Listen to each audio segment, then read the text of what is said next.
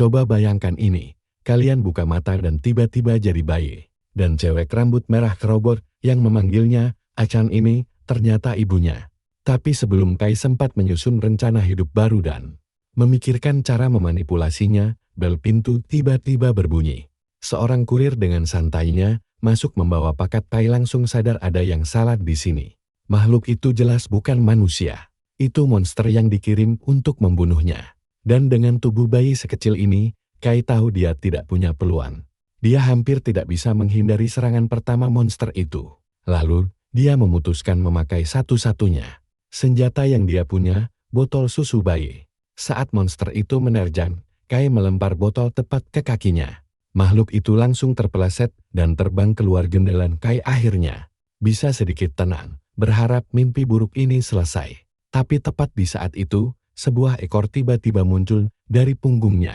Ekor itu melesat ke arah mayat monster, merobek permata dari sana, dan langsung melahap permata itu. Dan seketika, Kai mendapatkan kemampuan yang sama dengan monster itu. Asal tahu saja, di kehidupan sebelumnya, Kai adalah awakener terkuat dengan kemampuan mengerikan. Kekuatan untuk meniru. Keahlian dan sifat monster menjadi miliknya. Semua orang takut padanya, terutama bosnya sendiri. Jadi, suatu hari, mereka memutuskan untuk melenyapkannya. Kai dikirim ke sarang monster di mana bertahan hidup adalah hal mustahil, dan karena kalung pengekang di lehernya, dia tidak punya pilihan selain patuh. Dari awal, misi itu tidak lebih dari hukuman mati. Saat dia terbaring sekarat, Kai hanya memikirkan satu hal, hidup bebas. Kehidupan di mana tidak ada yang bisa mengendalikannya lagi. Dan sekarang dia mendapat kesempatan kedua. Achan meraih ekor itu dan melihatnya mengunyah inti monster. Dia sudah sangat kenal, karena ini adalah kekuatannya di kehidupan sebelumnya.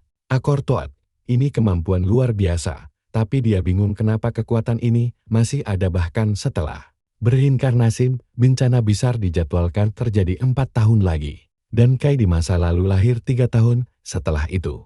Dia tidak tahu apa yang sebenarnya terjadi. Tapi dia sangat beruntung bisa dapat kemampuan langka ini tiba-tiba. Di kehidupan lalu, dia mendapatkannya setelah menyerap inti monster yang juga punya ekor koyot. Hal menguntungkan lainnya adalah semakin mudah seseorang mengaktifkan kekuatannya, maka hasilnya akan semakin kuat. Untuk mengujinya, dia mengubah tangannya jadi pisau tajam dan memukul box bayinya, membengkokkannya seketika di kehidupan lalu. Perhatikan baik-baik bagian ini. Dia bangkit sebagai kelas S umur 7 tahun. Karena sekarang dia bayi, dia pasti jadi rank triple S legendaris. Ini tiket emasnya menuju kekayaan, ketenaran, dan wanita cantik. Kalau begitu, dia tidak perlu berlama-lama di rumah ini dan pura-pura jadi bayi polos. Saat dia merangkak pergi untuk memulai hidup baru, box bayi yang bengkok tadi mulai runtuh dan jatuh tepat ke arahnya. Hon mencoba menghindar, tapi tubuh kecilnya menyerah dan dia sama sekali tidak bisa bergerak. Box logam itu akhirnya retak dan mulai jatuh ke samping, dan hal terakhir yang dia lihat saat matanya terpejam adalah ibunya bergegas panik menghampirinya saat box itu tumbang. Dia teringat masa lalunya dan masternya yang kejam yang menyiksanya dengan berbagai ujian mengerikan. Pria itu menyuruhnya melakukan hal menjijikkan seperti makan makanan anjing demi bertahan hidup. Semua itu hanya untuk membuktikan dia hanyalah anjing peliharaan. Organisasi Hon menggertakkan gigi, marah dengan fakta bahwa dia dianggap cuma sebagai anjing organisasi. Dia perlahan terbangun saat sinar matahari hangat mulai menyinari wajahnya. Sepertinya dia pingsan setelah mengalahkan monster itu. Dia pelan-pelan mengangkat tubuh mungilnya dan melihat ibunya duduk di dekat situ sedang menulis di sebuah buku. Sepertinya wanita itu benar-benar berhasil menyelamatkannya. Tapi sekarang pertanyaannya adalah, kenapa dia bisa pingsan? Ya, ternyata tenaga dari kekuatannya masih terlalu besar untuk tubuh bayinya. Dia cuma memakainya 30 detik, tetapi itu sukses membuatnya kelelahan parah dan sama sekali tak berdaya. Sekarang, dia harus jadi lebih kuat jika ingin bisa mengendalikan kekuatannya lagi. Saat dia asyik memikirkan hal itu, dia mendengar suara ibunya yang sedang menangis. Dia melirik buku yang dibaca ibunya, dan ternyata penuh dengan catatan tampal. Di halaman itu, ibunya menulis betapa dia hampir kehilangan harta karunnya. Sepertinya dia sedang membicarakan Acon. Ada juga memar parah di punggungnya, dan sepertinya dia mendapatkannya saat berusaha melindungi putranya itu. Ibunya di masa lalu pasti akan dengan senang hati menjualnya ke organisasi demi uang cepat. Tapi wanita ini malah mengorbankan diri melindunginya. Dia mengulurkan salah satu tangan mungilnya untuk menghiburnya, dan begitu wanita itu merasakan sentuhannya, dia langsung memeluk bayi itu dengan sangat erat. Sepertinya wanita ini memang sangat berbeda dari ibunya dulu, dan itu membuatnya memutuskan untuk tetap bersama. Tapi ingat teman-teman, waktunya cuma sedikit. Dunia ini akan segera berubah total dalam waktu kurang dari seminggu. Monster berikutnya pasti sudah dalam perjalanan, dan dia harus bisa terus bertarung. Lebih dari 30 detik kalau dia ingin melindungi rumah barunya. Di luar apartemen mereka, seorang pembersih jendela merintih kesakitan saat slime biru keluar dari mata, mulut, dan hidungnya. Slime biru itu meluncur turun dan masuk ke pipa saluran air di bawahnya menuju lokasi tertentu. Saat Acon sedang memikirkan langkah selanjutnya, ibunya membawa sesuatu yang ditutupi selimut merah tebal kepadanya. Dia membuka selimut itu dan menunjukkan seekor anjing di dalam kandang. Dia dapat anjing itu dari tetangga agar Acon punya teman bermain. Acon ingat anjing ini dari kehidupan lalunya, itu anjing kampung galak. Dan dia tidak menyangka akan melihatnya lagi. Lagi pula, anjing itu terlalu besar untuk jadi teman main bayi. Tapi, ini bisa jadi hal bagus untuk Acon, ibunya mungkin memang sedikit ceroboh, tapi sepertinya kadang dia bisa sangat berguna. Lagi pula, kalau dia melatih anjing itu dengan benar, hewan itu bisa jadi sekutu kuat. Bahkan bisa jadi kendaraan untuk transportasi gratis. Punya anjing besar ternyata tidak terlalu buruk. Ibunya tersenyum melihat seringai kecil di wajah bayinya. Sepertinya dia mengambil keputusan tepat, dan setidaknya itu bisa membuat bayinya sangat senang. Dia membiarkan mereka berdua bermain, sementara dia pergi mengurus sisa pekerjaan rumah. Achan menatap anjing itu dengan tajam sambil berpikir apa yang harus dilakukan padanya. Untuk saat ini, dia harus memberinya makan dulu. Dia memberi anjing itu sosis dari dapur dan menyuruhnya makan. Kalau dia memakannya, Acon akan jadi masternya dan pelatihan bisa dimulai, terlepas dari usaha si bayi untuk membuat kontrak dengan anjing itu. Sepertinya hewannya terlalu polos untuk paham. Saat anjing itu menunduk untuk mengambil sosisnya, Chon langsung menginjak kepalanya dengan niat memamerkan perbedaan level kekuatan mereka yang jauh.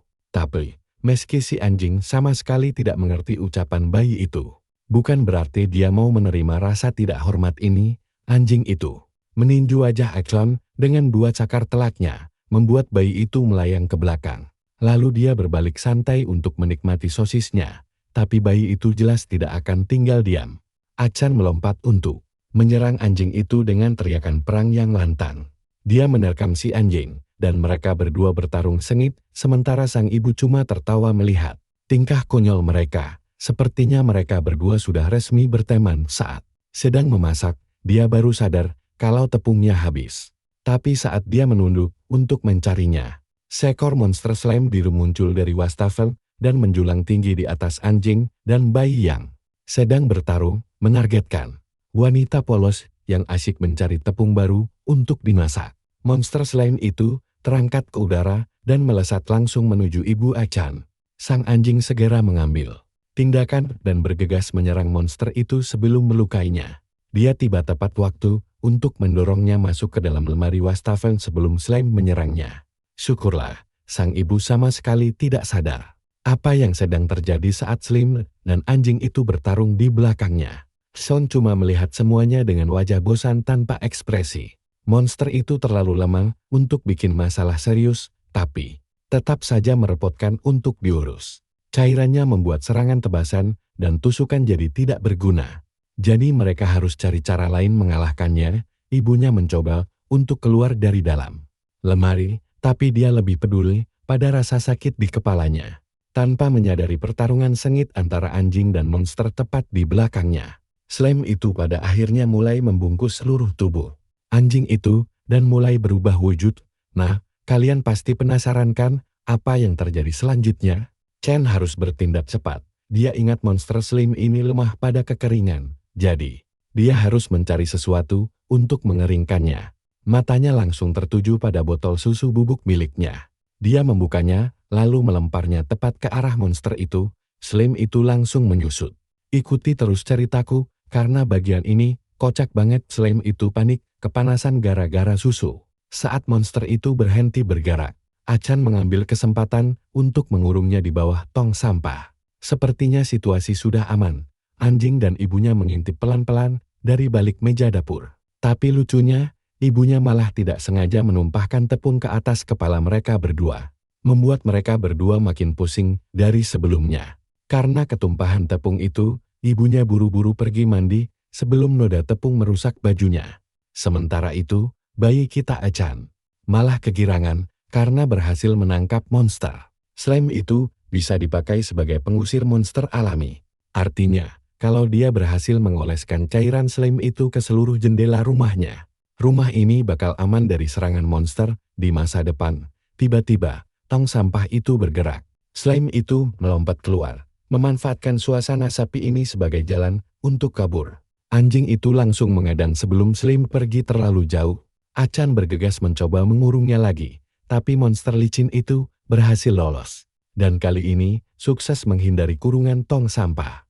Sebelum kabur lewat jendela, Slime itu mengacungkan jari tengah ke arah mereka berdua. Monster itu datang sendiri, bikin rumah berantakan.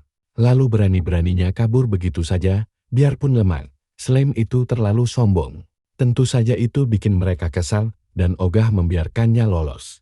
Achan langsung menyambar sebuah payung sebagai senjata dan menunggangi anjingnya layaknya kuda. Saatnya mengejar monster kurang ajar itu sebelum dia pergi terlalu jauh dan bikin masalah. Mereka pantang membiarkannya kabur, supaya tidak ada orang lain yang kena sial. Sesampainya di lantai dasar, mereka melihat Slime itu bertengger di atas gedung. Cairannya menetes tepat ke kepala seorang gadis yang sedang lewat. Gadis itu mendongak saat Slime melompat untuk menelannya. Sekarang perhatikan baik-baik. Achan dan anjingnya bergegas maju, sementara bayi itu memutar otak keras. Kalau pakai kekuatan sendiri, dia pasti kalah melawan slime itu. Tapi kalau monster itu dibiarkan memangsa gadis itu, tempat ini bakal jadi lautan darah. Pemandangan mengerikan. Semacam itu sudah terlalu sering Achan lihat di kehidupan lamanya. Anjing itu melesat cepat dan melompati gadis itu. Sementara Achan membuka payungnya untuk menangkis hujan cairan. Slime sebelum mengenai si gadis, slime itu tidak menyerah dan melompat dari payung. Kali ini langsung mengincar anjing dan bayi kita, karena durasi kekuatannya sangat singkat. Achan cuma punya satu kesempatan. Dia melontarkan pukulan super dengan kekuatannya. Langsung menembus monster itu, sampai hancur berkeping-keping, slime itu meledak. Hujani jalanan, kalah total, sementara Achan dan anjingnya berdiri karena memenangkan duel singkat. Ini, untung saja dia sempat menyelamatkan gadis itu, tapi parahnya, gadis itu melihatnya memakai kekuatan super dan tampak ketakutan setengah mati. Tanpa basa-basi, gadis itu lari terbirit-birit tanpa menoleh ke belakang. Ya wajar sih dia kabur setelah melihat adegan. Barusan, masalah utamanya sekarang adalah durasi membersihkan kekacauan ini. Ekornya tiba-tiba keluar dari popok dan mulai menyerap sisa slime di jalanan. Sepertinya ekor itu punya kekuatan untuk menyerap kemampuan monster lain. Di kehidupan masa lalunya, Kei cuma bisa menyerap kemampuan baru kalau dia menukarnya dengan kemampuan lamanya, tapi sekarang ekornya dengan rakus melahap cairan slime itu dan menjadikannya miliknya. Dia mengetesnya dengan membentuk bola slime di tangannya. Yap, sepertinya kedua kekuatan itu bisa dipakai bersamaan. Dulu, Kei sebisa mungkin jarang menukar kemampuan supaya tidak ketahuan oleh organisasi. Sayangnya, kehati-hatian itu malah jadi penyebab kematiannya di akhir, tapi sungguh aneh melihat ekor monster tauti ini bisa berevolusi sendiri, kemungkinan besar karena faktor usianya. Semakin muda usia seseorang, saat membangkitkan kekuatan, makin kuat juga potensinya dan makin cepat dia beradaptasi. Dulu Kei baru memenuhi syarat untuk memakai kemampuan super saat umurnya 10 tahun, anak yang lebih muda pasti mati keracunan racun monster. Nah, kalian dan aku sama-sama tahu kan? Sekarang umur Achan jauh lebih muda dari kandidat manapun di masa lalunya, jadi potensi pertumbuhannya gila banget. Saat dia asik melamun, anjingnya sudah membawanya pulang dengan selamat.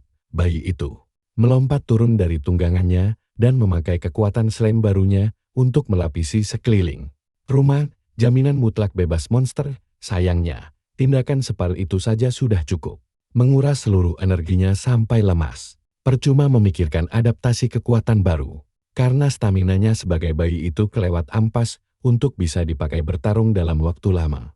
Tapi, dia tidak perlu pusing memikirkan masa depan, karena monster tidak akan berani datang berkat pelindung seliminya. Achan pun ambruk ke lantai karena kelelahan, dan anjingnya datang mendekat dengan tatapan mata mengancam. Sepertinya ini waktu yang pas bagi si anjing untuk balas dendam. Anjing itu membungkuk lalu menggigit kerah baju Achan. Bayi itu sempat berpikir dia bakal dijadikan makanan anjing sungguhan. Kembali ke dalam apartemen, ibunya baru selesai mandi. Sudah bersih total dari tepung. Dia pergi ke ruang tengah untuk mengecek bayinya dan melihatnya meringkuk bersama anjing di lantai. Kelihatannya manis banget, tapi faktanya Achan sedang berjuang keras menahan beban tubuh si anjing. Beberapa jam berlalu, dan bayi itu akhirnya bisa melepaskan diri dari penjara berbulunya untuk mulai mengamankan apartemen. Dia melapisi jendela, ventilasi, dan juga pipa air dengan selim spesial. Sekarang, biarpun bencana besar melanda rumahnya, mereka bakal aman sentosan sambil bekerja. Dia mengamati kondisi ekornya. Ternyata ekor ini bisa menyimpan maksimal 4 kemampuan sekaligus. Tidak seperti di masa lalunya yang harus ditukar-tukar. Saat ini, dia bisa memakai ekor anjing hutan dan kekuatan slime bersamaan, tapi cuma setengah menit. Untuk bersiap menghadapi bencana besar, dia harus melakukan rencana lain. Hal pertama yang wajib dimiliki di kiamat adalah persediaan barang. Penyebab utama kematian usai bencana bukanlah monster, melainkan kelaparan akibat putusnya rantai logistik yang berujung pada rebutan sembako brutal. Kalau ada yang bisa menimbun barang sejak awal dan menjauhi konflik, orang itu bahkan bisa merekrut bawahan dan mengamankan sekutu kuat. Saat fase kiamat paling mematikan, Achan harus cepat bersiap, tapi tubuh bayinya sangat membatasi pergerakannya. Supermarket pasti ramai dan lama-kelamaan tempat seperti itu bakal dipenuhi monster. Kalau satu orang saja terinfeksi, wabahnya bakal menyebar kilat tanpa bisa dicegah. Dengan badannya sekarang, Achan jelas tidak sanggup melawan segerombolan monster sendirian, tapi tidak banyak tempat untuk mencari barang saat ini. Selagi dia memikirkan opsi masa depan, ponsel milik ibunya berbunyi di meja ruang tengah. Dia mengeceknya dan melihat ada pesan masuk dari grup obrolan pemilik tanah. Untungnya layarnya tidak dikunci, jadi dia bisa membaca isinya. Orang-orang di grup itu sedang heboh membahas virus aneh yang mengubah manusia jadi monster. Jelas banget mereka sama sekali belum sadar akan betapa parahnya kiamat ini. Dan disinilah kita menutup episodenya. Achan diam-diam membuat akun palsu lalu nimbrung di grup itu. Dia mulai memberitahu warga bahwa bencana besar akan datang, menyuruh mereka memborong logistik sebelum dunia hancur total. Niatnya sih kasih instruksi aman untuk membantu, tapi pada akhirnya, sini, coba bayangkan situasi ini bareng gue. Jelas banget gak ada satupun yang percaya sama bocah ini. Apalagi profilnya masih kosong melompong karena akunnya baru saja dibuat. Sangat susah bertindak pakai tubuh bayi, dan forum online juga sama sekali gak ngebantu. Kalau begini terus, mereka semua bakal mati sebelum organisasinya terbentuk. Tiba-tiba, ada permintaan pertemanan masuk di ponselnya. Dia langsung menerima permintaan itu karena penasaran, dan orang di seberang sana langsung ke intinya. Mereka mau bikin kesepakatan kalau dia memang lagi mencari persediaan barang. Nama pengguna orang itu adalah Hot, dan nama ini terdengar gak asing buat si bayi. Itu nama wanita yang dulu bekerja di organisasi masa lalunya. Kabakannya 100% akurat, dan orang di balik layar itu benar-benar Hot yang dia pikirkan. Wanita itu bersandar santai di kursi dalam ruangan penuh komputer dan alat canggih sambil mengetik pesan. Sepertinya situasi ini mulai jadi sangat menarik baginya. Jelas banget lawan bicaranya ini orang yang sangat super waspada. Tapi sebelum bikin kesepakatan apapun, mereka pengen dengar dulu rencananya. Ngobrol sama dia sejauh ini benar-benar terasa sangat merepotkan. Padahal mereka baru mengobrol sedikit. Jadi, Hot memutuskan buat langsung ke intinya dan ngasih penawaran buat mengunci kesepakatan. Dia menawarkan semua persediaan yang cowok itu mau. Entah itu makanan, air minum, baju ziran, atau apapun yang dia butuhkan. Satu-satunya hal yang punya harga adalah informasi rahasia, harganya 100 juta yen. Tapi buat si Hot, transportasi juga jadi masalah besar. Jadi dia menawarkan informasi penting itu. Dengan syarat 20% barang yang terkumpul jadi milik Hot. Nada bicaranya dan harga 100 juta yen itu terdengar seperti penipuan bocah sekolah dasar. Kalau dipikir pakai logika, orang yang lagi chatin sama dia ini pasti Hot yang dia ingat dari organisasi. Si bayi mungil terus memancingnya, bertanya langsung kenapa dia harus percaya sama omongan wanita itu. Lagian, kenapa juga dia harus setuju sama negosiasi konyol ini? Hot membalas dan bertanya, apakah dia mau jadi musuh alih-alih sekutu? Hot lebih suka mereka akur daripada saling curiga dan ribut nggak jelas. Si bayi akhirnya setuju dan menanyakan di mana tempat pasti. Buat mengambil persediaan itu, wanita itu bilang, kalau informasinya udah ditaruh di dalam kotak. Surat lantai dasar apartemen tempat dia tinggal. Saat ini organisasinya memang belum terbentuk, yang. Nah, perhatikan baik-baik bagian yang ini. Meskipun Hot belum resmi menjadi petinggi organisasi, dia tetaplah wanita super berbahaya yang suka memanipulasi informasi demi keuntungannya sendiri. Sekali dia mengincar mangsanya, dia bakal pakai segala trik licik buat memeras orang itu sampai habis. Nggak mungkin dia murni mau berteman sama orang yang baru dikenal. Wanita manipulatif ini sebenarnya cuma mau memancingnya masuk perangkap pakai umpan informasi. Tapi tunggu dulu, Achan udah hafal triknya dan kali ini dia yang bakal bikin kacau, bukan Hot. Si bayi memilih istirahat sebentar dan tidur nyenyak selama 2 jam. Pas dia bangun, staminanya yang terkuras udah balik penuh. Siap beraksi mengambil informasi penting itu. Sayangnya lift apartemen punya kamera keamanan, dan dia ogah banget membongkar identitasnya semudah itu. Jadi, dia putar otak dan beralih ke tangga darurat. Sesampainya di sana, ada satu masalah besar. Tubuhnya ini masih berupa bayi, dan tangga itu terlalu ekstrem buat dipanjat pakai kaki mungilnya. Kalau begini, dia terpaksa mengandalkan teman berbulunya. Dia menoleh ke arah anjing yang lagi tidur di sofa. Tahu betul anjing itu satu-satunya harapan buat sampai ke kotak surat. Achan nekat membangunkan si anjing dengan menarik ekornya kencan. Tapi anjing itu mengamuk. Dia menampar Achan pakai ekornya, bikin si bocah terbang dengan pipi memerah. Padahal Achan pikir dia udah berhasil menjinakkan monster berbulu ini. Rupanya mereka masih bermusuhan. Achan lalu melihat sesuatu di atas meja dapur yang bisa jadi senjata andalannya, kotak camilan. Dia bisa pakai ini buat merayu si anjing. Achan menuangkan beberapa biskuit anjing ke tangannya, lalu menyodorkannya ke hidung si anjing.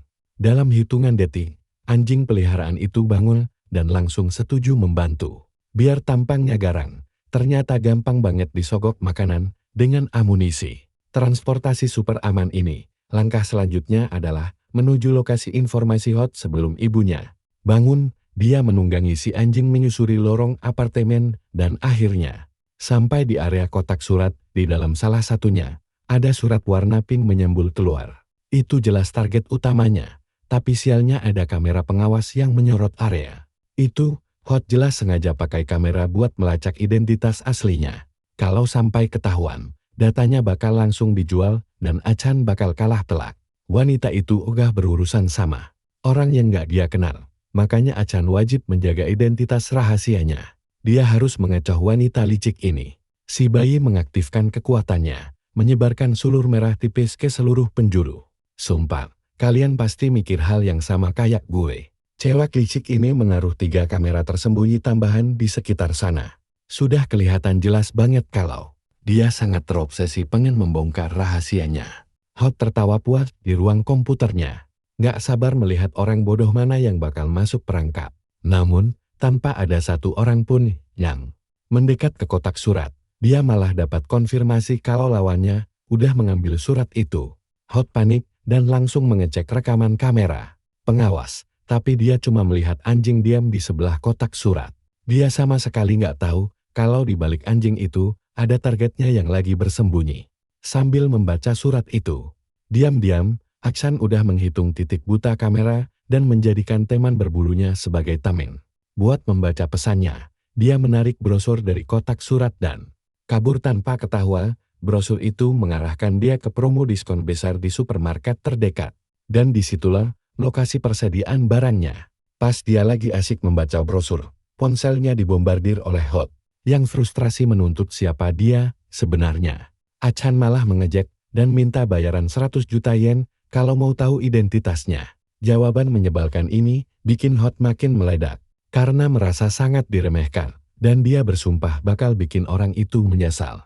Wanita ini mengaktifkan sistem pengawas laba-laba dari saluran pembuangan dan memberi perintah buat memindai seluruh gedung. Robot laba-laba ini punya kamera super, anti debu, anti air, tahan suhu ekstrem, magnet, tabrakan kecepatan tinggi, dan juga anti setrum. Robot itu merayap cepat ke arah Achan dan si anjing, tapi langsung hancur diinjak sandal bulu dari arah tangga.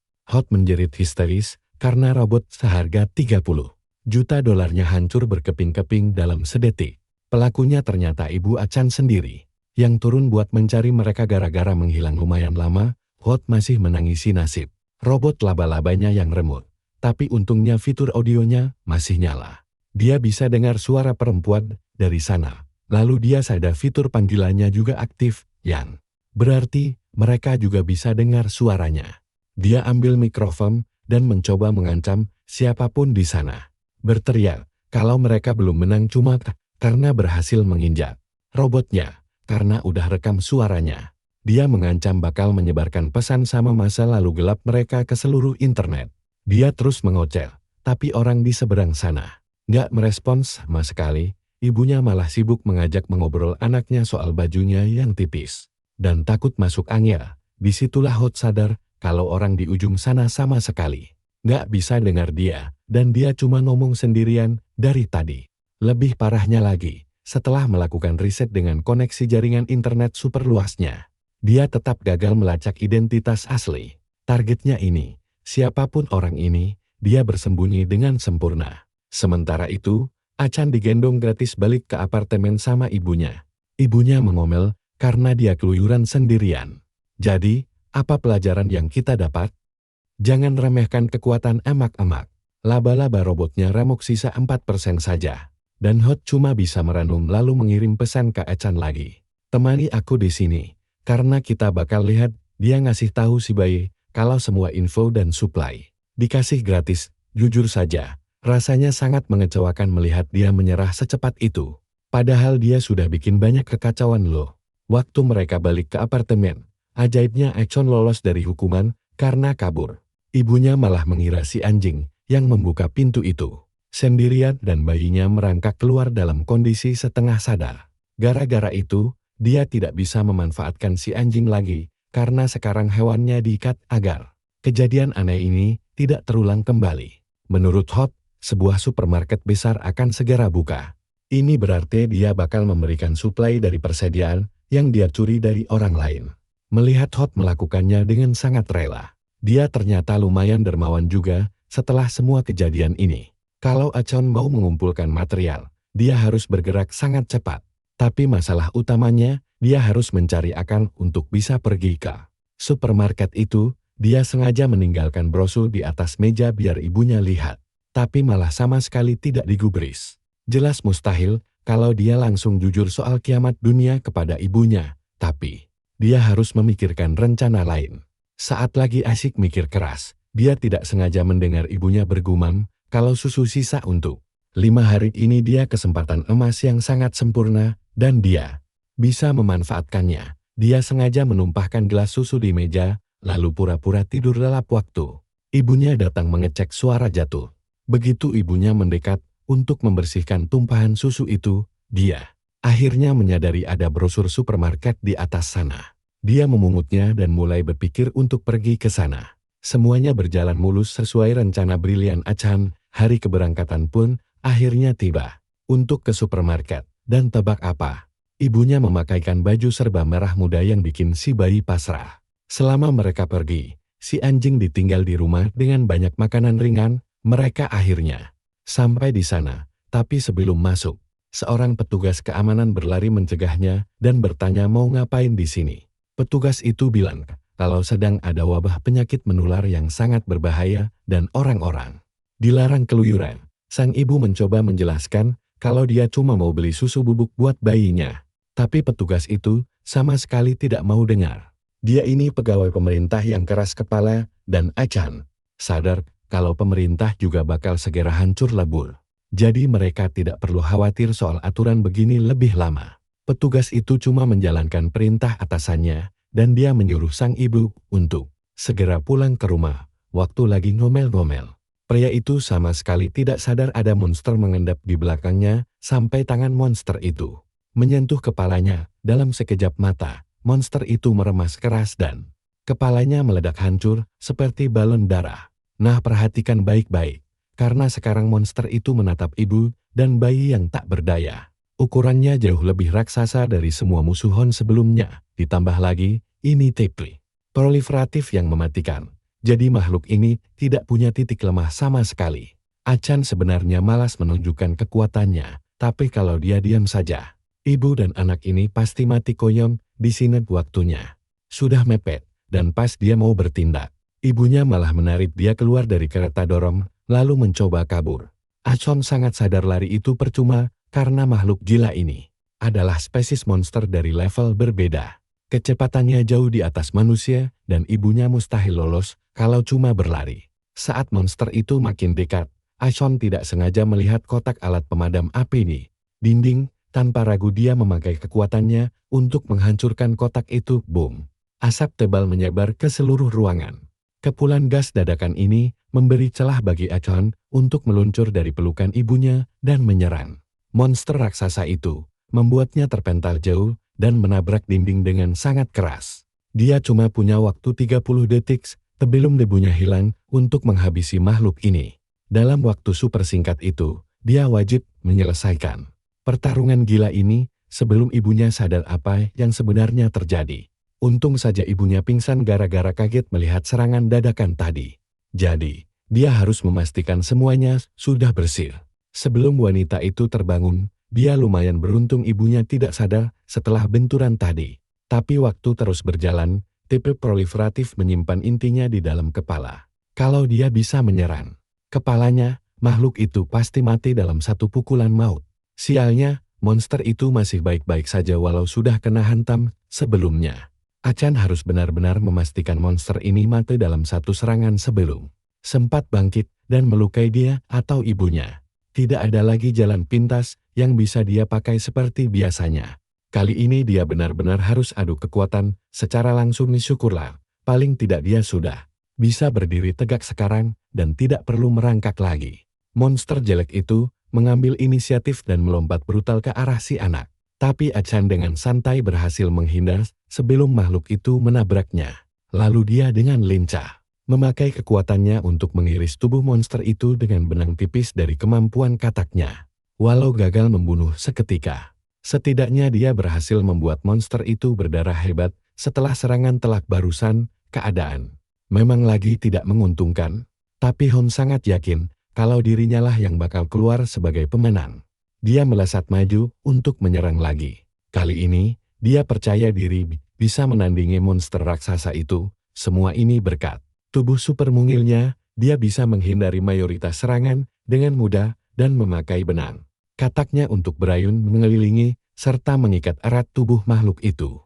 Begitu kakinya mendarat, dia menarik benang itu dengan tarikan kuat, memotong tubuh monster seketika. Kelihatannya dia berhasil mendominasi pertarungan ini. Tapi dia masih harus memukul kepalanya agar menang mutlak. Beruntungnya, dengan ukuran tubuh sebesar itu, musuhnya jelas kesulitan membidik bayi lincah ini. Coba kalian bayangkan sekocak apa situasi ini. Makhluk itu tidak bisa menggunakan tenaga maksimal karena harus bergerak sangat cepat. Baginya, ini persis seperti sedang mengejar seekor tikus kecil. Pada akhirnya, Achan berhasil berlari lebih cepat dan mengakali monster bodoh itu dengan sempurna, membuatnya sangat kelelahan sampai hampir tidak bisa bergerak. Ini semua murni berkat pengalaman bertarung yang sudah dia kumpulkan dari kehidupan masa lalunya. Berkat rentetan serangan konsistensi bayi jenius, kekuatan monster itu sudah terkuras habis. Dan satu pukulan telak lagi pasti cukup untuk menamatkannya. Walau begitu, dia tidak boleh terlalu sombong dulu. Meski monster itu sudah sekarat gara-gara diserang bertubi-tubi, makhluk ini mengerahkan seluruh tenaga tersisanya untuk mencabut duri tajam di punggungnya lalu melemparnya ke arah si bayi. Dengan tenaga yang sangat gila, Achan memang lumayan cepat untuk menghindari serangannya. Tapi ujung duri itu tetap sukses menyayat dahinya. Dia langsung melompat mundur, menjaga jarak aman yang cukup jauh dari monster buas itu. Sebelum makhluk sinting itu sempat meluncurkan serangan mematikan lainnya. Kalau serangannya terus-terusan begitu, si bayi tidak punya celah untuk mendekat dan menghabisinya.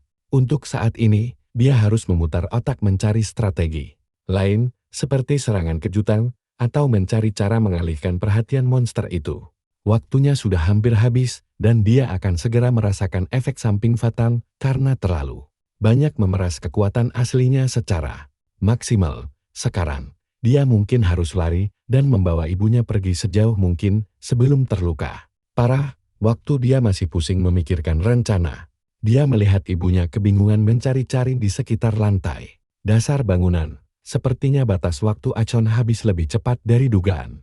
Dan sekarang wanita itu sudah sadar sambil mencari bayinya dengan sangat panik. Saat sedang telinga-telinguk, tiba-tiba ibunya berhadapan langsung dengan monster mengerikan itu dan menatapnya dengan penuh rasa syok. Bukannya lari menyelamatkan diri, dia malah merogoh saku untuk mengambil sesuatu. Achan langsung berteriak histeris menyuruhnya kabur karena wanita biasa jelas tidak akan sanggup melawan monster gila itu sendirian.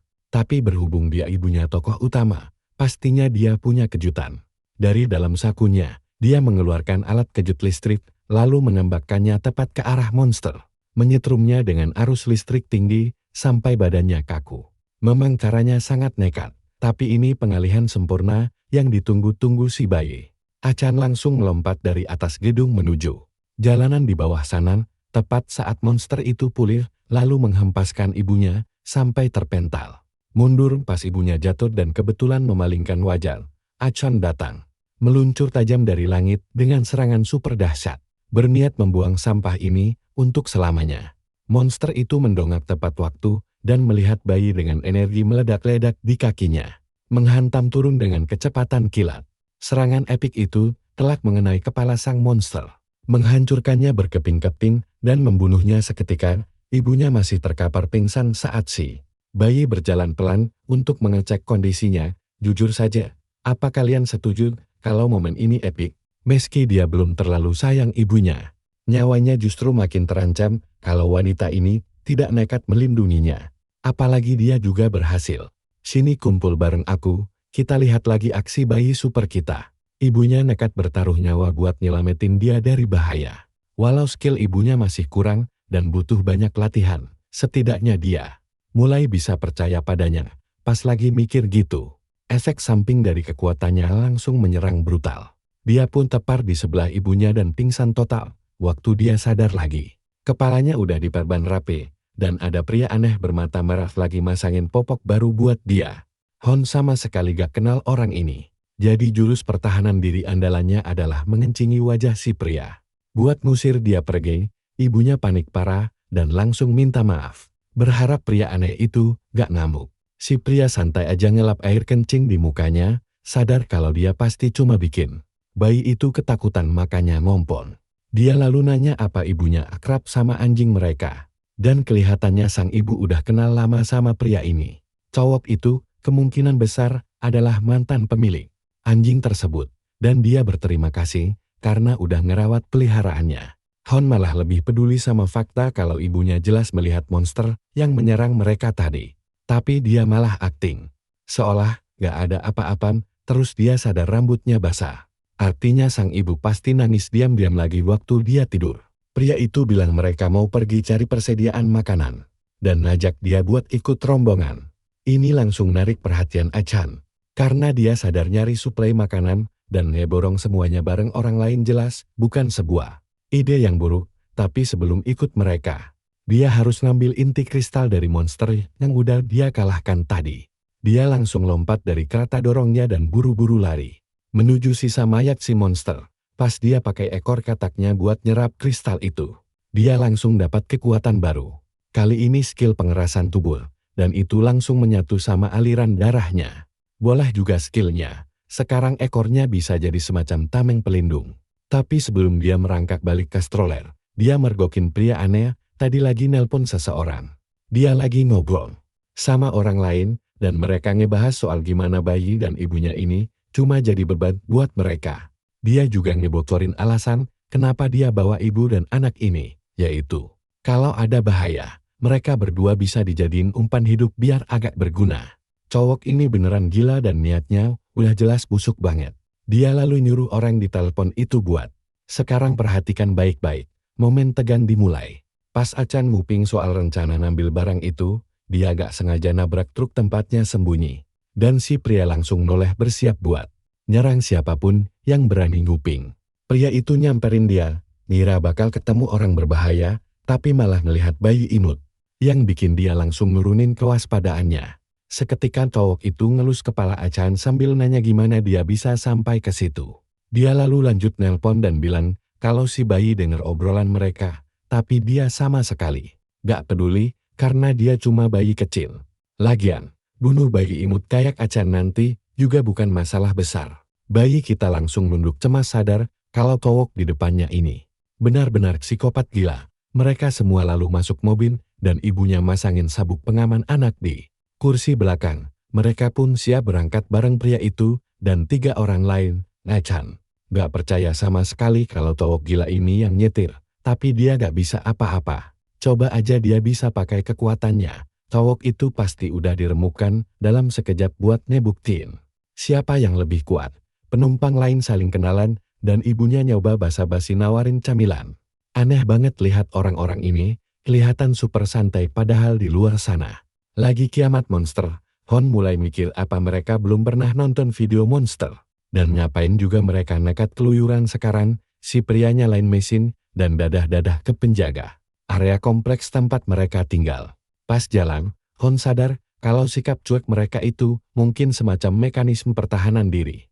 Lagian, meski orang ngelihat monster atau mayat bergelimpangan, bukan berarti dunia ini auto kiamat. Yang bisa mereka lakuin cuma sok normal buat nyembunyiin rasa takut. Sambil terus nyetir lewatin kota, Nona Ling ngeluarin sekotak roti isi buat dibagiin ke semua orang di mobil. Penumpang mobil ini adalah tetangga dari apartemen tempat Acan dan ibunya tinggal. Ada ibunya, Ling Yingyu dari kamar 502 terus. Ada Denu dari kamar 103, dan terakhir, ada Ryukas dari kamar 104.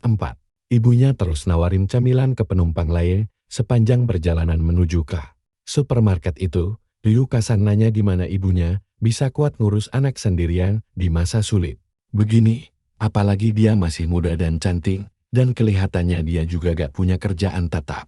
Bawa anak kecil keluar ruangan kan bahaya banget. Ibunya sebenarnya niat ninggalin dia di rumah. Tapi dia sadar tiap kali Acan ditinggal, bayinya mulai bertingkah gila. Jadi dia terpaksa bawa bayinya setelah mikir panjang. Acan dalam hati nyuruh ibunya buat diam saat ibunya menghela napas panjang.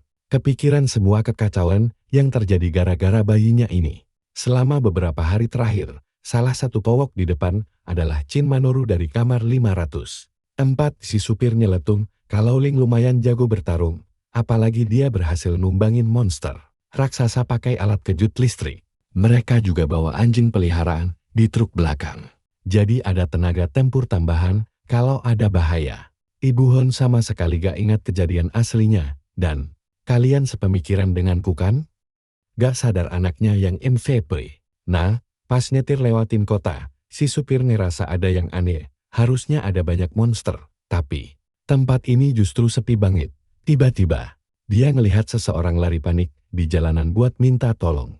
Pas cewek itu lari cari tempat sembunyi, dinding bangunan di dekatnya meledak hancur dan ada tangan raksasa mau nangkap dia. Sedetik kemudian, dia langsung dikeroyok gerombolan monster ganas. Si supir nyuruh semuanya pegangan kuat-kuat sambil banting setir buat hindarin tabrakan maut sama monster dan cewek itu.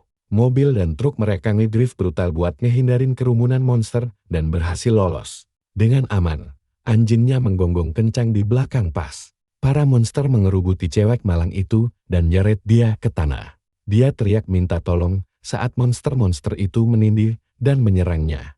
Hari ini benar-benar gila semenjak Achan dan ibunya keluar rumah. Mereka sekarang dikepung monster dan Achan coba baca situasi gawat ini. Monster berkepala serangga yang ngepung mobil ini semuanya punya bekas sengatan di leher, berarti pengendali monster-monster ini pasti semacam cyborg.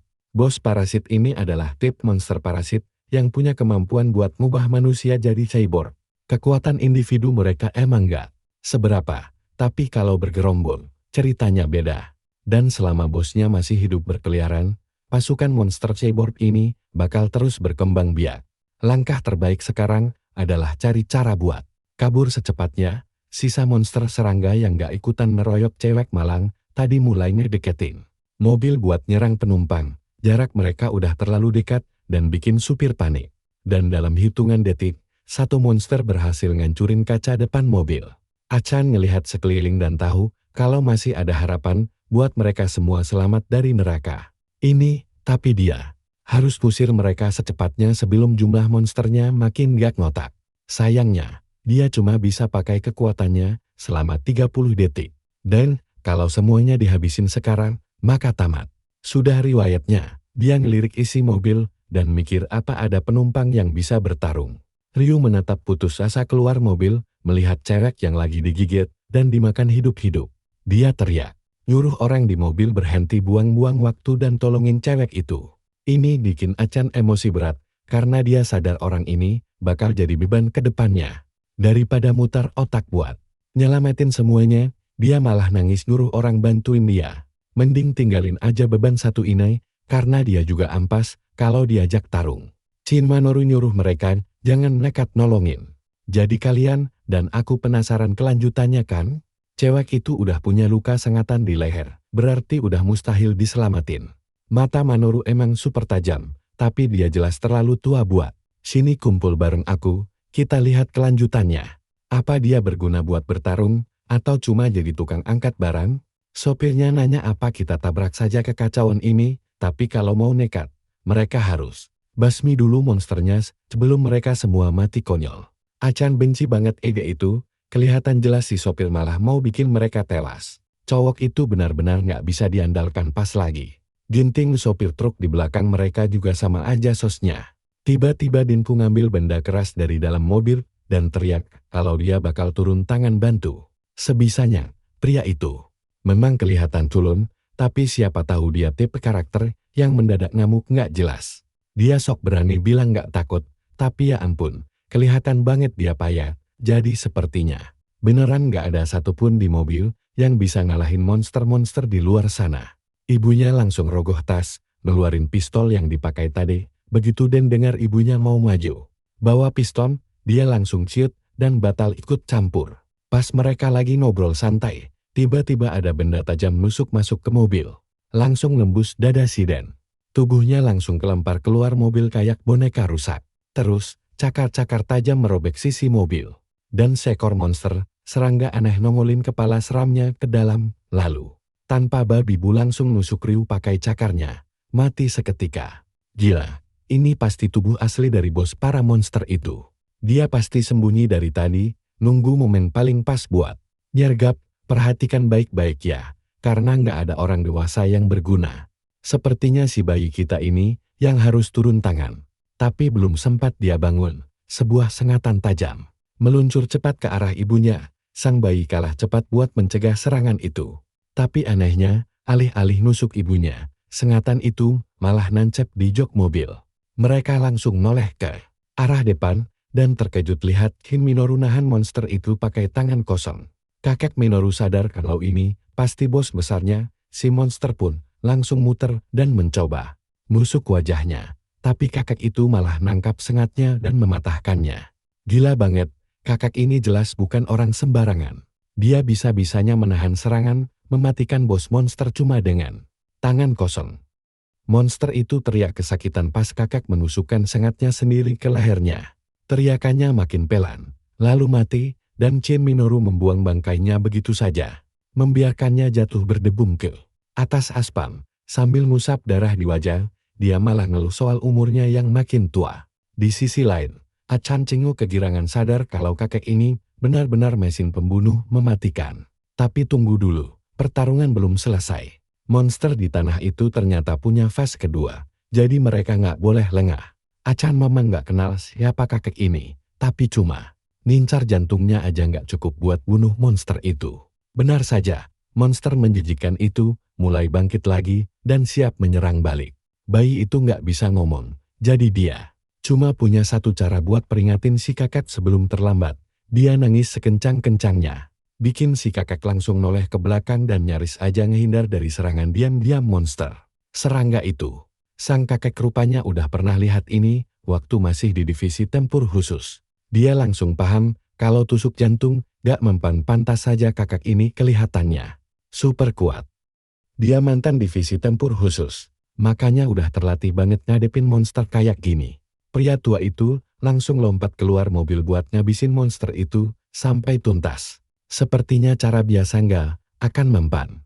Jadi, Shin Minoru mutusin buat keluarin seluruh tenaganya dan hancurin monster itu sekali untuk selamanya. Dia mencengkeram erat kepala monster itu, lalu menghantamkan lututnya ke wajah monster, bikin tengkoraknya langsung retak. Dari gaya bertarungnya yang singkat ini, kelihatan jelas dia punya insting tempur tingkat dewa. Keputusannya buat ngincar kepala juga super cepat. Kalian sama kayak aku kan? Nyesel baru sadar kakek ini veteran militer dengan kemampuan spesial jauh di atas rata-rata. Nah, di kehidupan sebelumnya, pas si Baim masih jadi kacung organisasi, militer emang udah hancur total. Tapi dia pernah dengar rumor kalau setelah pemerintah runtuh, militer jadi pasukan terbesar yang ngelawan monster. Mereka itu musuh bebuyutan organisasinya dulu. Tapi di antara mereka, ada satu divisi tempur khusus yang jadi unit inti. Mereka jalani latihan khusus dan benar-benar jadi duri dalam daging buat organisasi. Berkat aksi si kakek gila ini, mereka akhirnya bisa lanjut jalan ke supermarket buat ngambil persediaan. Awalnya ibunya nyaranin buat mendingan pulang aja. Tapi Shin Minoru langsung menolak mentah-mentah ide itu. Dia bilang kalau mereka nekat pulang ke rumah, hal buruk lain bisa aja terjadi. Jadi mereka harus tetap maju. Akhirnya mereka punya Tan yang bisa diandalkan di tim. Tapi sekarang, Achan harus putar otak. Gimana caranya bikin kakek ini memihaknya? Mungkin dia bisa kirim perintah militer palsu, atau peras hot buat bocorin info dalam. Atau, nempel aja terus kayak parasit biar kakek itu terpaksa ngelindungin mereka. Cuma ngebayangin, manfaatin kakek itu buat keuntungan pribadinya aja udah bikin bayi kita ini senyum jahat. Pas dia lagi sibuk mikir licik, kakek itu malah ngelus kepalanya. Terus dia nyuruh Nona Lina dan Achan tetap dekat dengannya biar dia bisa sedikit melindungi mereka. Ibunya langsung setuju dan janji nggak bakal jadi beban, bakal ngekor kemana aja. Si kakek bilang jangan berharap terlalu tinggi, dia cuma mau bantu doang. Ibunya berterima kasih karena udah ngebantai bos monster tadi. Tapi kakek itu nyuruh dia santai aja. Kalau Achan nggak nangis ngasih kod tadi, dia pasti udah tewas kena serangan monster. Terus dia bilang ke si bayi, makin bodoh seseorang, makin serakah mereka cari untung gila. Kayaknya kakek ini bisa baca pikiran dan tahu niat. Egois bayi licik kita ini, Achan langsung lipat tangan. Mutusin buat terima aja bantuan si kakek dengan damai. Tapi dia tahu sifat baik Minoru ini bakal jadi bumerang nantinya. Mereka akhirnya tiba di supermarket yang mereka tuju dari tadi, tapi gerbangnya malah ketutup rapat. Kayaknya lagi hari libur nih, padahal iklannya bilang kalau supermarket ini bakal tetap buka. Tapi kenyataannya tutup total. Hon kan hacker dewa, dia pasti nutup tempat ini dari jauh. Tiba-tiba, pintunya kebuka sendiri. Sopir itu senyum dan jelasin kalau dia minta tolong. Temannya bukain pintu pakai remote dari jauh. Sambil ngomong gitu, dia nyengir dan nunjukin ponselnya. Ngingetin mereka buat jangan lupa bilang makasih ke temannya nanti. Jelas aja hal ini bikin Achan makin curiga. Bayi itu diam-diam narik ponsel ibunya dari tas buat ngecek. Pas dia buka pesan, ada chat baru dari Hot yang bilang kalau dia lihat mobil mereka di kamera keamanan, dan dia yang bukain gerbangnya sah. Si sopir ini pasti kenal sama Hot. Ini bikin situasinya makin super ribet, karena baik Hot maupun si sopir benar-benar orang yang sangat mencurigakan. Mereka akhirnya masuk ke dalam. Dan Achan rasanya udah capek banget bisa sampai di tujuan. Supermarketnya gede banget dan ada tumpukan banyak banget. Persediaan barang di gudangnya. Nggak ada kamera juga di sana. Jadi si bayi nggak perlu takut ketahuan pas pakai kekuatan supernya. Terus dia baru sadar kalau si kakek bawa rak senjata utuh.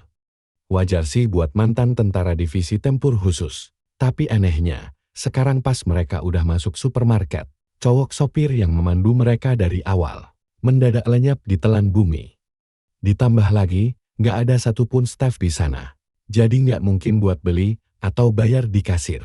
Pas mereka lagi kebingungan mikir harus ngapain di gudang itu, tiba-tiba terdengar suara tepuk tangan dari sudut ruangan.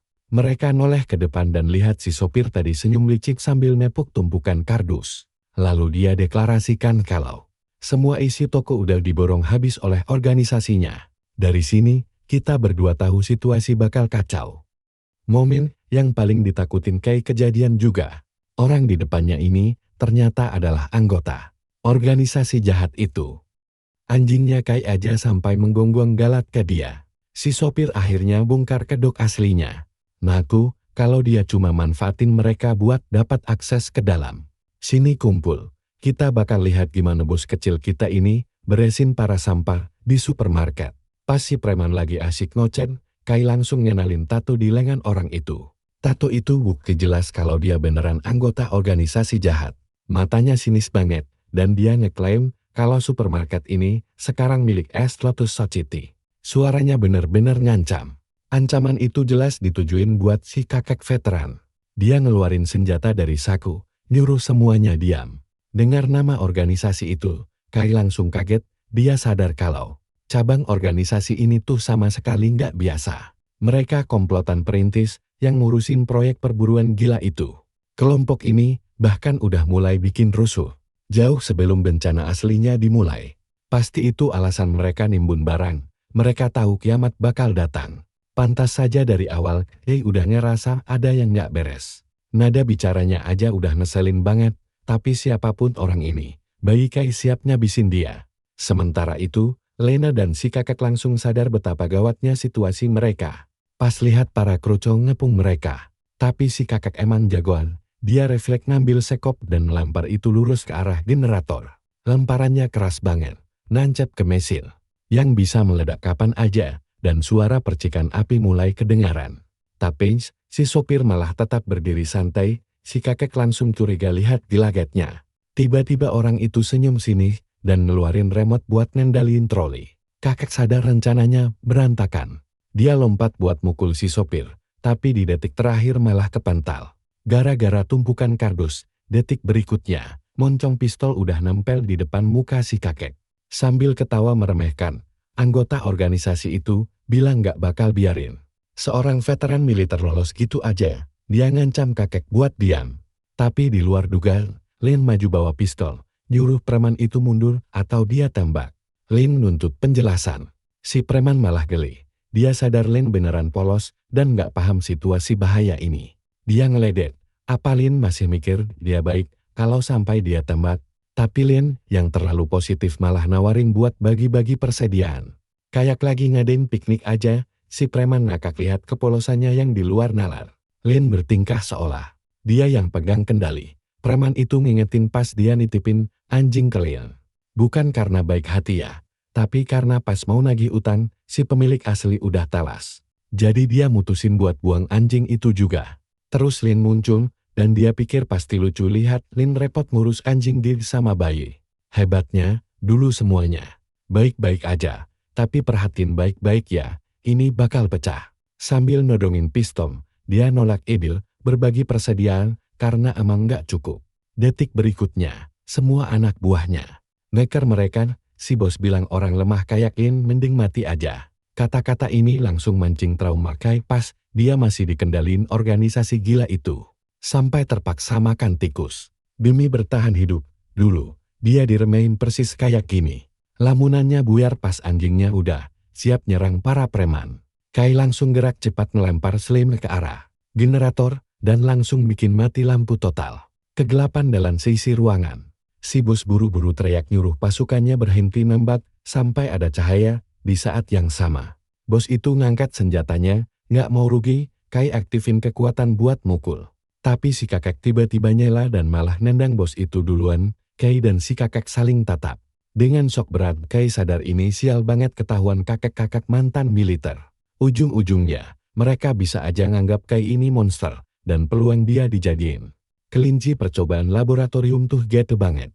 Sesuai tebakan, si kakek juga mikir hal yang sama, dan curiga kalau Kai ini monster beneran. Pas dia siap nyerang, bayi Kai langsung lompat dan sembunyi di rak atas, tepat di titik buta si kakek. Kakek itu nyalain senter. Kai sebenarnya juga mau nyalain lampu, tapi dia waspada banget. Dia berdecak kesal. Sadar nggak ada pilihan lain selain ngabisin si kakek duluan. Tapi rencananya batal gara-gara suara aneh yang bikin semua kaget. Mereka nengok dan melihat Slim yang langsung mecah fokus kelompok itu. Sambil senyum licik, Kai duduk santai di troli, siap nonton pertunjukan. Bikin shock, Slim itu malah berubah jadi kembaran si kakek. Cloning itu nyerang, dan sekarang semua orang terpaksa gelut lawan kembaran mereka sendiri. Si kakek juga siap tempur lawan doppelgangernya, sambil ngumpat kesal. Lihat bencana baru ini, Lin ketakutan setengah mati lihat cloning sempurnanya berdiri di depan mata, dan mohon-mohon biar nggak mendekat, suaranya bikin si kakek noler. Kakek nengok dan lihat Kai nangis pas cloningnya mau naik troli. Kalian ngerasa hal yang sama kan? Akting pura-pura nangis bos kecil kita ini emang juara, dan rencananya berjalan mulus. Dia ngeluarin air mata buaya. Nunggu si kakek datang nyelamatin layaknya pahlawan kesiangan. Bener aja, kakek itu langsung nyerang si cloning pas mau nangkap Kai. Tapi kakek mulai frustrasi karena cloning itu gampang banget balik ke bentuk semula gara-gara tubuh Slimnya sadar tenaga kasar doang gak guna. Dia buang sekopnya, mutusin buat ganti taktik yang lebih cocok buat ngadepin monster aneh ini. Dia buka kotak senjata dan ngeluarin pistol. Sementara itu, Lin sukses ngalahin cloningnya pakai pistol kejut listrik. Karena listrik emang kelemahan fatal monster Slim. Kai juga berhasil ngancurin cloningnya lewat serangan bertubi-tubi tanpa henti. Pada akhirnya, kakek tua itu sukses neleburin cloningannya pakai kekuatan senjata api murni. Tapi duel ini belum kelar. Cloning Slim lain lompat ke arah Lin. Untungnya si kakek nembak di detik terakhir. Tapi, monsternya masih hidup dan nyobanya tuh lagi. Jadi si kakek terus nembakin peluru brutal buat ngabisin dia. Mungkin belum mati total, tapi kerusakannya udah lumayan parah. Nah, di saat yang sama, si bos juga bangkit lagi, siap nyerang pas si kakek lagi sibuk banget nahan serangan Slim. Kai ngumpat pelan, benar-benar kesal sama situasi kakao ini. Dia nggak bisa pakai kekuatannya terang-terangan, rahasianya bisa bocor. Dia makin kaget pas bos itu tiba-tiba nyekik dan jadiin dia sandera. Nyuruh Lin sama kakek buang senjata mereka. Yang si bos tolol ini nggak sadar, dia malah bikin semuanya makin gampang buat bocah jenius kita. Kai diam-diam ngaktifin kekuatan Slim dan ngambil alih kendali salah satu krokonya. Preman itu langsung nyabut pin granat. Detik berikutnya, ledakan dahsyat guncang area itu. Walau si bos selamat dari ledakan, dia masih nyekram Kai, tapi Kai malah manfaatin kekacauan ini. Matanya nangkep inti kristal tingkat 1 dan langsung nyomot pakai ekornya sebelum ada yang sadar. Si bos yang shock berat dan nyaris mati, lari panik ke ruangan lain dan ngebanting pintu dengan putus asa buat ngelindungin diri. Di dalam sana, udah ada beberapa preman lain yang nunggu. Bos itu teriak buat segera cabut dan nyuruh mereka nyiapin mobil pelarian. Anak buahnya langsung nurut. Tepat di detik itu juga, bocah kita ngelihat tato lain, kali ini terukir jelas di sisi leher orang itu. Nampilin namanya. Sekarang, semuanya jadi sangat jelas buat Kai. Orang ini nggak lain adalah Lee, bos asli organisasi itu. Dialah bajingan yang bikin hidup Kai hancur lebur di kehidupan sebelumnya. Dulu, Lee selalu pakai topan, makanya Kai nggak pernah lihat muka aslinya. Siapa sangka dia bisa lihat mukanya sekarang pas jadi bayi. Luar biasa, tatapan maut bayi Kai tajam banget, sampai Lee beneran merinding, dan malah ngomelin dia. Tiba-tiba, kabut merah mulai memenuhi udara di sekeliling mereka. Fenomena ini disebut debu merah, anomali mematikan yang bisa ngebunuh atau ngubah manusia jadi monster. Nah, sampai sini dulu ya, percaya deh kalian wajib banget nungguin kelanjutannya. Coba kalian bayangkan situasi gila ini. Tiba-tiba saja, beberapa anak buah Lee berubah wujud menjadi monster mengerikan dan langsung menyerang. Tapi dasar keparat, Li malah tega menjadikan Kai sebagai umpan monster. Tanpa ragu, pria itu melempar bayi tersebut ke ruangan penuh monster dan langsung kabur. Meninggalkannya, tapi santai saja. Kai sudah hafal trik licik ini, dan sekarang dia siap melepaskan kekuatan aslinya. Masa bodoh ada saksi mata, dia mengeluarkan inti kristal dari sakunya dan langsung mengaktifkannya. Dalam sekejap mata, bayi tadi berubah wujud menjadi petarung dewasa yang sangat siap untuk membantai semuanya. Seekor monster ganas menerjang, tapi tentakel Kai menangkis serangannya tanpa ragu sedikit pun. Kini setelah menyatu dengan kristal itu, kekuatannya meningkat drastis sampai-sampai kerumunan monster ganas di sekitarnya cuma terlihat seperti mainan. Ada satu makhluk nekat yang menembakkan serangan laser dari matanya. Bukannya menghindar, Kai malah berjalan santai menembus cahaya tersebut dan langsung menusuk tubuh monster itu tanpa ampun. Dia tertawa kecil karena tubuhnya terasa sangat ringan untuk dikendalikan. Tentakelnya kini bergerak lincah dan mematikan. Mengiris daging monster-monster itu seolah sedang memotong sayuran di atas talenan dapur. Sementara itu, Li cuma bisa bengong ketakutan melihat pembantaian ini. Dia kebingungan dan sama sekali tidak sadar siapa Kai sebenarnya. Karena dia kelewatan momen perubahan wujud tadi. Melihat wajah pucat Li, Kai langsung tahu kalau pria licik itu belum mengenalinya. Dan itu sungguh membuatnya makin puas.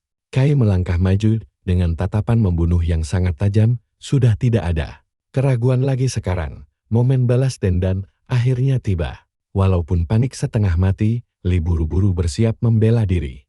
Dia menarik pistolnya dan menembak Kai. Sayangnya, gerakan Kai jauh lebih cepat daripada peluru murahan.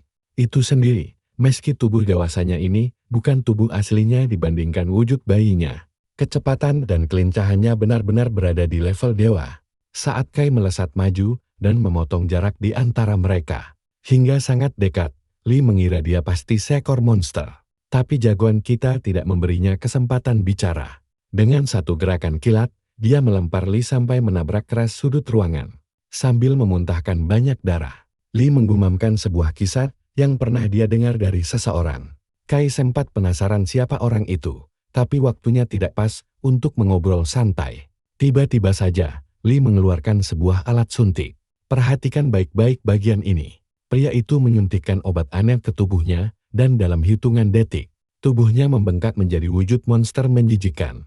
Melihat transformasi gila itu, Kai akhirnya menyadari sebuah fakta mengejutkan. Jauh sebelum bencana besar terjadi, organisasi gelap itu sudah melakukan eksperimen gila dengan formula ini untuk mengubah manusia menjadi monster tanpa harus kehilangan akal sehat mereka. Saat monster itu bertambah besar, Kai mulai terlihat ketakutan. Benda itu langsung menerkamnya secara brutal, dan walau Kai sempat kerepotan menahan serangannya, dia dengan cepat membalas sabatan itu menggunakan tentakelnya. Namun, dari benturan itu, dia sadar musuhnya bukan monster kaleng-kaleng. Makhluk itu terus melakukan penyerangan secara brutal menggunakan tentakel perak tajam. Yang untungnya, berhasil dihindari Kai dengan susah payah. Melihat pola serangannya saja, Kai paham makhluk ini memang dirancang khusus untuk membunuhnya. Bulu kuduknya langsung merinding saat dia sadar. Ini adalah monster keparat yang pernah membunuhnya di kehidupan sebelumnya. Tapi tunggu dulu, dia bukan orang yang sama lagi sekarang. Dia bukan lagi versi lemah tak berdaya. Dan dia sama sekali ogah mati di tangan monster konyol yang sama untuk kedua kalinya. Dengan semangat membara, dia menghindari setiap serangan dengan sangat fokus. Lalu tiba-tiba, sebuah ledakan besar menghantam monster itu dari kejauhan. Saat debunya mulai menipis, Kai melihat sosok kakek tua sedang mengisi ulang senjatanya dengan peluru curian dari sekte teratai timur. Benar-benar ironis, sekaligus kocak. Si kakek veteran ini menggunakan senjata milik penjahat demi tujuan baik. Sementara itu, Kai masih mencoba memproses arah pertempuran yang tiba-tiba berbalik ini. Kakek itu ternyata mengincar si monster mata raksasa, yang mana itu adalah wujud perubahan nyali. Melihat jalannya pertarungan menguntungkannya, Kai tidak bisa menahan senyum lebarnya. Situasinya sangat seru. Di sisi lain, Li tiba-tiba teringat masa lalunya saat bergabung dengan organisasi, di mana seorang agen wanita merekrutnya dengan embel-embel peringatan ancaman kiamat di seluruh dunia. Wanita itu meyakinkannya bahwa bergabung dengan mereka adalah satu-satunya cara untuk bertahan hidup. Lalu dia memberikan obat aneh itu sebagai hadiah perkenalan yang manis. Sambil menambahkan kalau cairan gila ini bisa membantunya membangkitkan sifat aslinya. Waktu itu, Lee melihat obat tersebut dan sama sekali tidak percaya. Dia merasa sudah sangat paham sebusuk apa sifat aslinya. Tapi setelah dia mengambil suntikan itu dan membangkitkan wujud monsternya, dia baru sadar wanita itu jujur 100%. Pria ini terlahir menjadi monster parasit yang bertahan hidup dengan cara mengeksploitasi titik lemah mental orang lain. Contohnya begini, waktu masih kecil, dia sengaja memanas-manasi seorang nyonya gemuk kalau suaminya selingkuh. Saat ibu itu marah, si bocah ini malah menambahkan bukti kalau suaminya memanggilnya babi tidur yang jelek. Wanita yang memang sudah parah rasa mindernya itu langsung percaya dan mengamuk luar biasa. Setelah dihajar habis-habisan oleh istrinya, sang suami yang kebingungan akhirnya memutuskan untuk menceraikannya. Saat ditinggal pergi, nyonya itu menangis histeris. Di momen rapuh itulah, Lee datang bak malaikat penyelamat, memancingnya masuk perangkap dengan janji akan mengenalkannya pada orang-orang yang tidak akan pernah menindasnya. Beginilah cara kerjanya, menipu hati orang, merebut kepercayaan mereka, lalu menghisap habis hidupnya. Bakat manipulatif ini menjadikannya monster berwujud manusia sesungguhnya. Itulah sebabnya dia sekarang berevolusi. Kalian sepemikiran denganku kan? Monster level 4 ini sangat licik. Wujud mengerikan yang disaksikan jagoan kita tadi cuma halusinasi semata. Kai dipaksa melihat monster dari masa lalunya dan dibuat ketakutan setengah mati oleh tipuan murahan tersebut. Sementara itu, Lee memutuskan untuk bersembunyi, menunggu momen yang pas untuk menyerang balik. Tiba-tiba saja dia tertembak peluru nyasar dan kaget bukan main melihat kakek gila itu bersiap menantangnya lagi. Lee sangat kesal karena kakek tua ini susah matinya, lalu langsung balik menyerang. Tapi si kakek sangat cerdik, dia bersembunyi sambil terus menembak dari kegelapan. Lee mengamuk lagi, tapi serangannya malah disambut ledakan beruntun.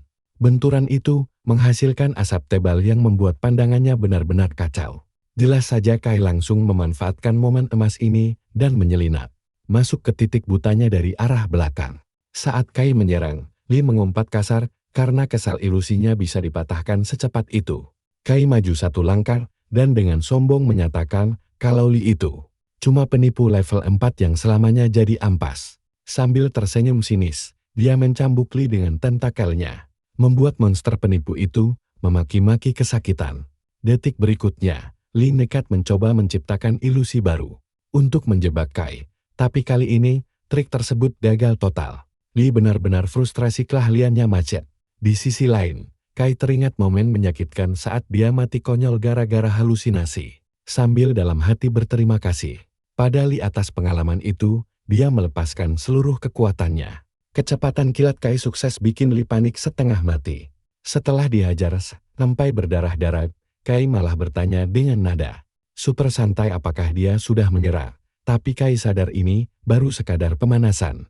Dalam 2 jam, gelombang debu merah mematikan akan menghantam bumi. Ini bukan bencana biasa seperti sebelumnya, melainkan gelombang mutasi yang akan membuka gerbang neraka. Saat dia bersiap menebas Lee, monster itu mengemis minta ampun. Tapi Kai mana peduli. Dia muak mendengar batotan terakhirnya dan bersiap memenggalnya. Sementara itu, kakek tua hanya menonton dari kejauhan. Kai paham betul kalau Lee itu ibarat kecoa yang akan terus berontak meski tubuhnya sudah hancur.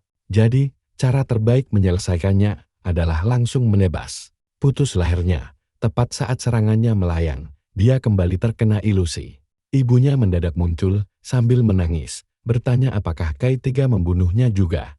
Hatinya goyah selama sedetik, dan sayangnya, kelengahan itu berakibat fatal karena dia langsung dihantam rentetan ledakan. Memanfaatkan celah tersebut, Lee kembali menyerang ganas, memaksa Kai menghindar mati-matian.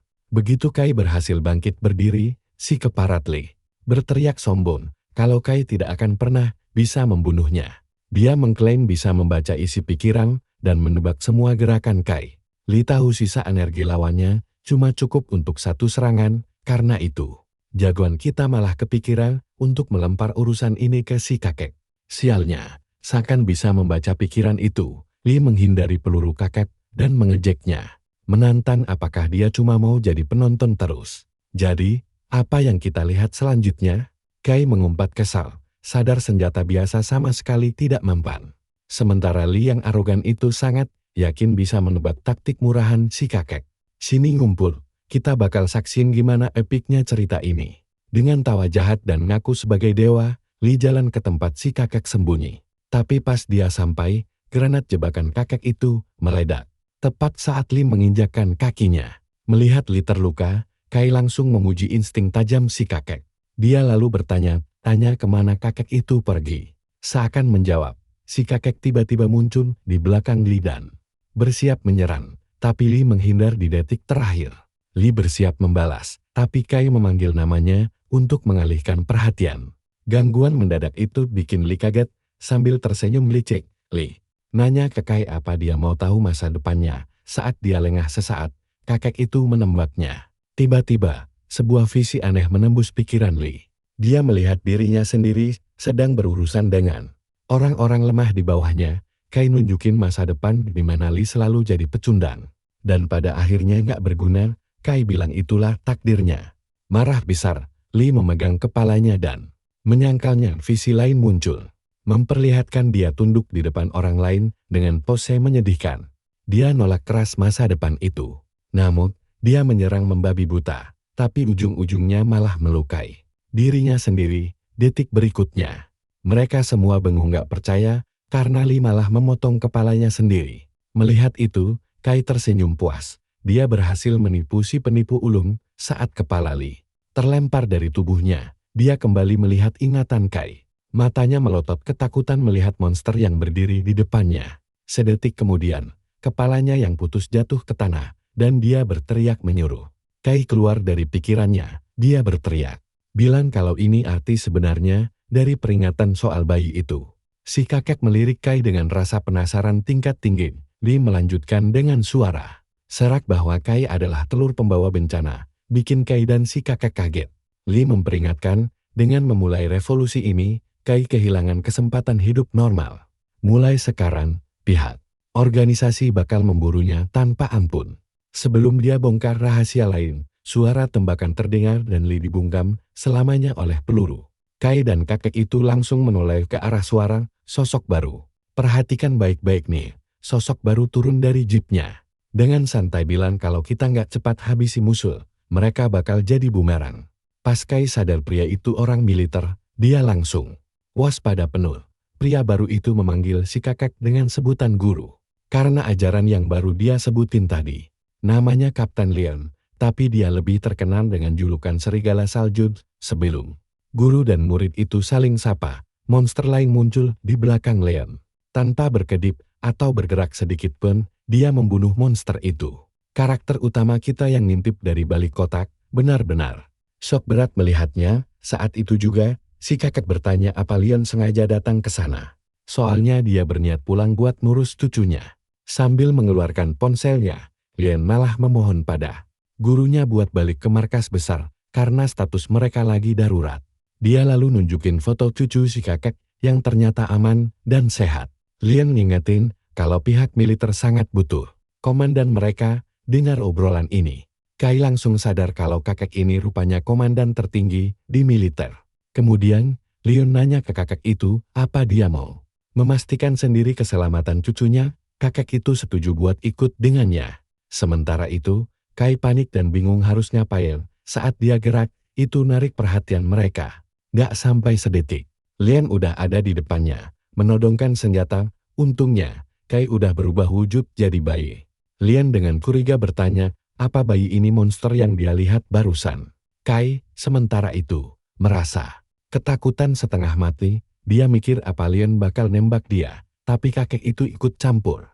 Ngasih tahu muridnya kalau dialah yang naruh Kai di situ. Sambil menggendong Kai, kakek itu berbisik, nyuruh Kai terus pura-pura. Kai pun mulai nangis layaknya bayi yang emang wujud aslinya sekarang. Leon komentar betapa cocoknya si kakek sama bayi itu. Tiba-tiba, karakter kita ngerasain aura aneh dari Leon dan menatapnya lekat-lekat. Di momen itu, dia mikir apa dia pernah lihat Leon di organisasi sebelumnya. Kemudian, Kai ditaruh di ruang perawatan bareng bayi-bayi lain saat perawat meletakkannya. Di box bayi, Lian nyuruh perawat itu pergi dan dia nurut tanpa babibu. Sambil pura-pura tidur, Kai nguping semuanya dan mikir kemana perginya si kakak. Dia juga bertanya-tanya soal tempat dia berada sekarang. Tiba-tiba, seorang bayi mulai nangis, menarik perhatian Lian. Awalnya, dia santai memuji energi bayi itu dan nyuruh dia diam, tapi tiba-tiba, nada suaranya berubah saat dia pakai kemampuannya buat bikin bayi itu tertidur. Sementara itu, karakter kita menyaksikan semua ini dengan mata melotot nyeri. Dia ingat kalau Lian itu tokoh penting di organisasi. Dengan kode nama Tang, bukan cuma itu. Dia punya kekuatan super langka dan mematikan di mana dia bisa meledakkan darah di tubuh siapa aja. Sesuka hati, dia tahu Lian barusan pakai. Lo pasti sepemikiran sama gue, kekuatannya bikin bayi itu kurang oksigen dan pingsan. Bukan tidur alami. Kai sadar betul, dia harus ekstra hati-hati sama orang ini. Apalagi setelah percobaan pembunuhannya. Tadi, sekarang Lian jalan mendekati karakter kita. Sementara itu, Kai lagi mikirin kekuatannya sendiri, yang bangkit terlalu cepat. Padahal organisasi itu baru aja dibentuk, dia jadi bertanya-tanya. Apa dia termasuk sedikit orang yang cocok buat bangkitin kekuatan sebelum kiamat terjadi? Di momen itu, Lian mutusin buat meriksa Kai dan nyuruh dia diam. Kai langsung nahan napasnya. Terus-terusan, begitu Lian menjauh, Kai menghala napas lega. Sebelum pergi, Lian nyeletuk betapa serunya hal ini. Saat dia keluar, Kai melihat sekeliling buat mastiin dia beneran pergi. Lalu, dia langsung berdiri tegak. Dia teringat Li, seorang penipu ulung yang bisa manipulasi pikiran. Kai punya kemampuan serapan tingkat dewa yang bikin pelindung di pikirannya buat melindungi isi kepalanya dari Li. Nah, buat ngelindungin diri dari Lian, dia ngatur aliran darahnya, melambat, dan ngebiarin darah palsunya terserap otomatis. Setelah mengamati itu, dia melihat bayi-bayi lain di sekitarnya dan mikir apa mereka juga telur pembawa bencana. Bukannya dia nggak tahu istilah itu. Dia pernah dengar di kehidupan sebelumnya, tapi karena statusnya yang rendah dulu, dia nggak pernah punya akses ke info sepenting itu. Tetap aja, dia yakin Lian pasti tahu sesuatu. Dia lalu menganalisa situasi pihak militer yang dulunya dihancurkan dalam kehidupan masa lalunya oleh organisasi itu. Pikirannya beralih ke kakek tadi, yang jelas nggak percaya sama Lian karena dia mau ngecek cucunya sendiri. Dia juga memikirkan soal inspeksi yang dilakuin Lian padanya. Ada terlalu banyak pikiran yang muter-muter di kepalanya. Lalu dia ingat ibu dan anjingnya, tapi dia cepat-cepat membuang jauh pikiran itu. Dia lagi nggak di situasi di mana dia bisa mikirin orang lain. Sekarang, dia cuma perlu fokus sama rencana kaburnya. Dia nyoba buka pintu pakai kekuatannya, tapi ternyata nggak bisa. Dia ingat inti kristal yang didapat sebelumnya, yang dia pakai buat gabungin kekuatan bernama bayangan gelap. Tapi selama proses fusi, dia nggak bisa pakai banyak kekuatannya. Saat ini, dia cuma bisa pakai bayangan gelap dan pelindung dewa. Pelindung dewa bantu dia nahan serangan mental. Tapi bayangan gelap itu terlalu overpower dan berisiko kalau dipakai sekarang. Jadi dia mutusin nunggu dan memahami niat orang-orang di sekitarnya sebelum pakai kekuatan dan ambil risiko ketahuan. Sejauh ini, akting jadi bayi aja udah berjalan mulus buatnya. Tiba-tiba, dia nyadar ada sesuatu yang muncul dari box lain. Dia menatap bayi lain yang kakinya berubah jadi cabang pohon. Berarti, bayi ini pasti orang yang cocok juga kayak dia. Lalu, dia melihat beberapa bayi lain pamerin kemampuan yang beda-beda dia. Ingat di kehidupan masa lalunya bayi-bayi ini selalu dikurung. Sekarang dia paham kalau mereka semua ditaruh di tempat yang mirip sama tempatnya ini. Tiba-tiba akar pohon menangkapnya pas. Dia nyoba lepasin diri. Dia malah nggak bisa. Dia sempat mikir, apa dia harus pakai kekuatannya sekarang atau enggak. Tapi pikirannya terpotong sama cowok lain yang bantuin dia lepas. Ternyata, dia itu anak kecil yang nyuruh dia buat pura-pura tidur aja. Jadi sekarang dia harus nurut. Kai kaget banget lihat anak itu, umurnya baru 5 tahun, tapi udah menguasai kekuatannya. Tiba-tiba ada suara dari belakang. Anak itu langsung kabur dan hilang. Kai noleh lihat perawat masuk. Nah, kira-kira apa yang bakal kita saksikan selanjutnya? Terus ikutin ya. Sini kumpul. Kita bakal saksin bayi pura-pura tidur di lantai. Kepala perawat nyuruh kumpulin semua bayi, dan MC kita ikut ke angkut. Sambil digendong, Kai mulai mikir. Ada apa sebenarnya dan apa rencana mereka? Gak lama, perawat naruh semua bayi di lantai. Dia buka mata sedikit dan cuma lihat kegelapan pekat yang mengelilingi. Mereka pikiran seram langsung muncul, apa mereka disuruh tarung sampai mati? Gak heran sih, soalnya ini tradisi organisasi gila di kehidupan masa lalunya dia. Juga ngerasain ada orang organisasi di dekat situ. Pelan-pelan, dia mulai merangkak bareng bayi-bayi lain yang ikutan bangun. Pas lihat ke atas, dia merhatiin Lian di atas. Sebelum sempat mikir lagi, dia lihat monster jalan deketin satu bayi. Awalnya, dia nebak bayi-bayi ini cuma bakal jadi mangsa si monster. Maklum, seingat dia dulu, gak ada bayi di kehidupan lalunya. Terus dia sadar monsternya dirantai. Tapi bukan berarti mereka aman ya. Dia yakin rantai itu cuma pengaman sementara, dan monsternya pasti bakal dilepas nanti. Semua bayi di sekitarnya juga ketakutan lihatnya. Bocah kita langsung maju, narik bayi yang nangis dari dekat monster, dan naruh dia agak jauh. Sambil merhatiin bayi-bayi dan Lian di atas, dia akhirnya nyimpulin kalau mereka semua dikumpulin di sini buat lawan monster demi bangkitin kekuatan secara paksa. Tujuan ngumpulin para bayi di sini pasti buat rencana organisasi yang disebut proyek anjing pemburu. Rencana ini diserahin langsung ke Lian. Saat itu juga, Lian ngaku cuma pura-pura baik di depan gurunya, terus dia dengan santai minta semuanya buat gak ngecewain dia, lalu nekan tombol mulai ujian. Detik itu juga, rantai monster hancur dan langsung nyerang bocah kita. Untungnya dia masih bisa menghindar walau mepet. Dalam prosesnya, telinga dia sedikit terluka. Dia merhatiin monsternya. Kayaknya sih monster tingkat 2. Dia yakin banget bisa ngalahinnya, tapi agak ragu sama nasib bayi lain. Dia lihat sekeliling ke arah bayi lain yang ketakutan setengah mati. Satu balita mulai nangis, dan itu narik perhatian si monster. Sekarang monsternya jalan ke bayi itu, tapi cewek di sebelahnya kaget panik, dan tiba-tiba kekuatan cabang pohonnya aktif. Berbagai tanaman rambat langsung nikat monsternya. Kai ngasih jempol ke cewek itu dan berharap dia bisa nahan. Saat itu, Lian juga sadar sama kekuatannya yang masuk tip tanaman rambat. Dia ngasih pujian, bilang itu lumayan bagus. Apalagi ingat ini masih level tingkat pertama. Perhatiannya lalu beralih ke bocah kita yang masih belum nunjukin kemampuan apapun. Tapi, dia yakin banget Kai pasti punya kekuatan.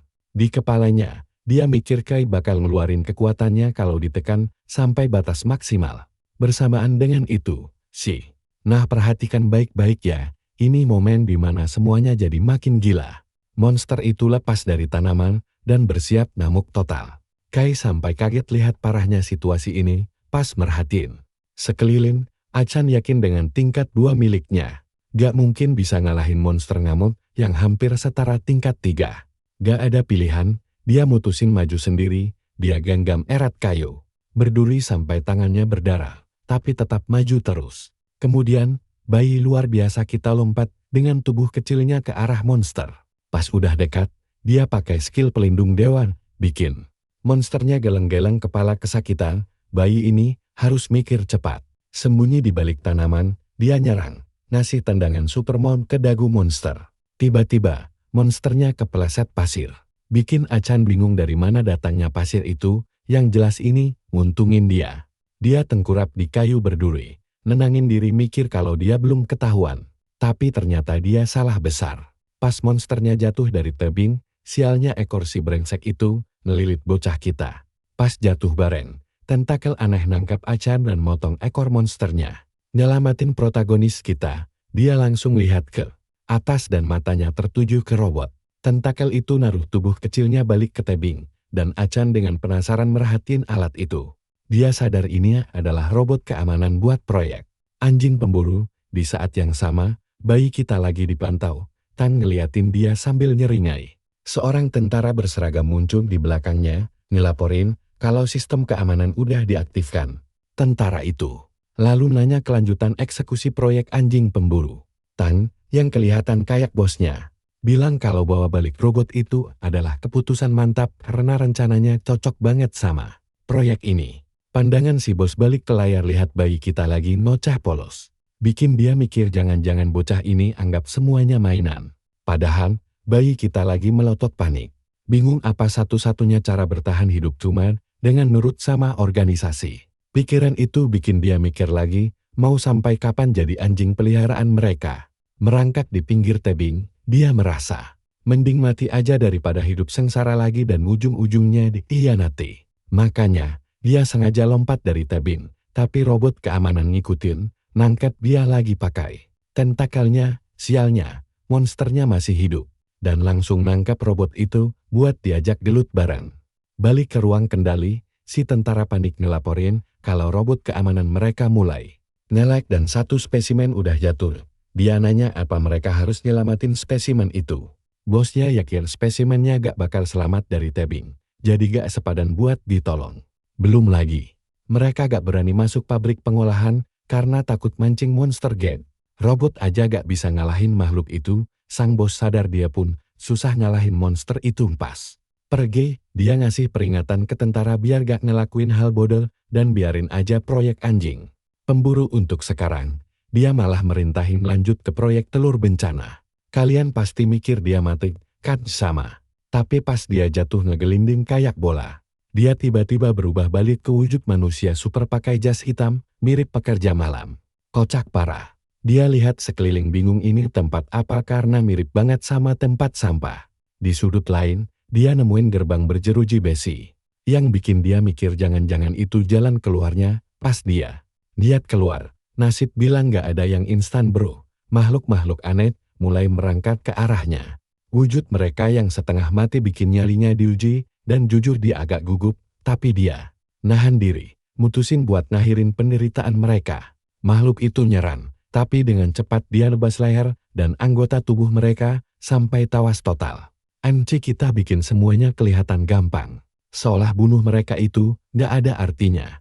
Di belakangnya sekarang numpuk gunungan mayat, menara monster yang baru aja dia bantai. Sambil nyeringai, dia batin kalau kerjaan ini terlalu gampang dan insting lamanya udah balik, ekor kai gerak, nyala merah terang. Pas dia mulai nyerap energi dari mayat-mayat itu, proses yang butuh waktu lumayan lama. Sambil duduk santai, dia mikir monster terakhir yang dibunuh mungkin ranking 1 atau 2, terus dia mulai mikir cara ngehancurin gerbang jeruji itu. Sebelum bisa bertindak, ada sosok lain muncul, yang ini wujudnya lebih mirip manusia dan bawa pedang, cuma dengan satu tebasan, pedangnya ngeluarin energi aneh. MC kita nyeringai lebar, nanya apa orang baru ini raja di tempat ini, walau mukanya gak meyakinkan. Pendekar energi merah itu mulai pamer kekuatan, gerak kilat dan mecah dirinya jadi 3 klon yang beda. Dia langsung tertarik, karena ini jurus langka, sesuatu yang udah lama banget gak dia lihat. Walau begitu, serakahnya muncul, dia langsung maju nyerang ketiga klon itu. Nafsu pengen rebut kekuatan itu. Sekarang bocah kita lari ke arah penjaga, tapi mereka malah ngelewatin dia gitu aja. Bikin dia bingung apa yang baru aja terjadi. Ternyata para penjaga itu sibuk ngeburu monster lain.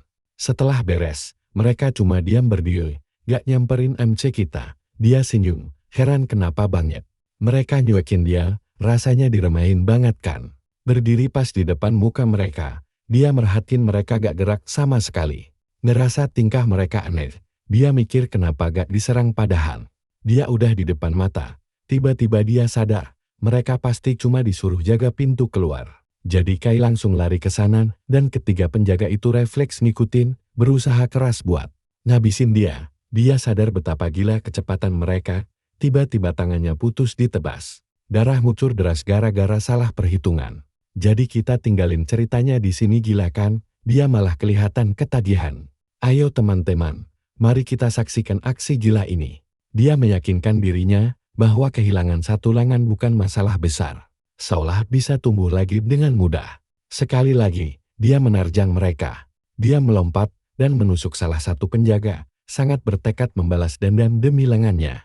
Dengan satu tumban, dia masih harus menghadapi dua penjaga yang masih berdiri dengan kekuatan penuh. Kai memasang kembali lengannya, tahu itu akan segera normal.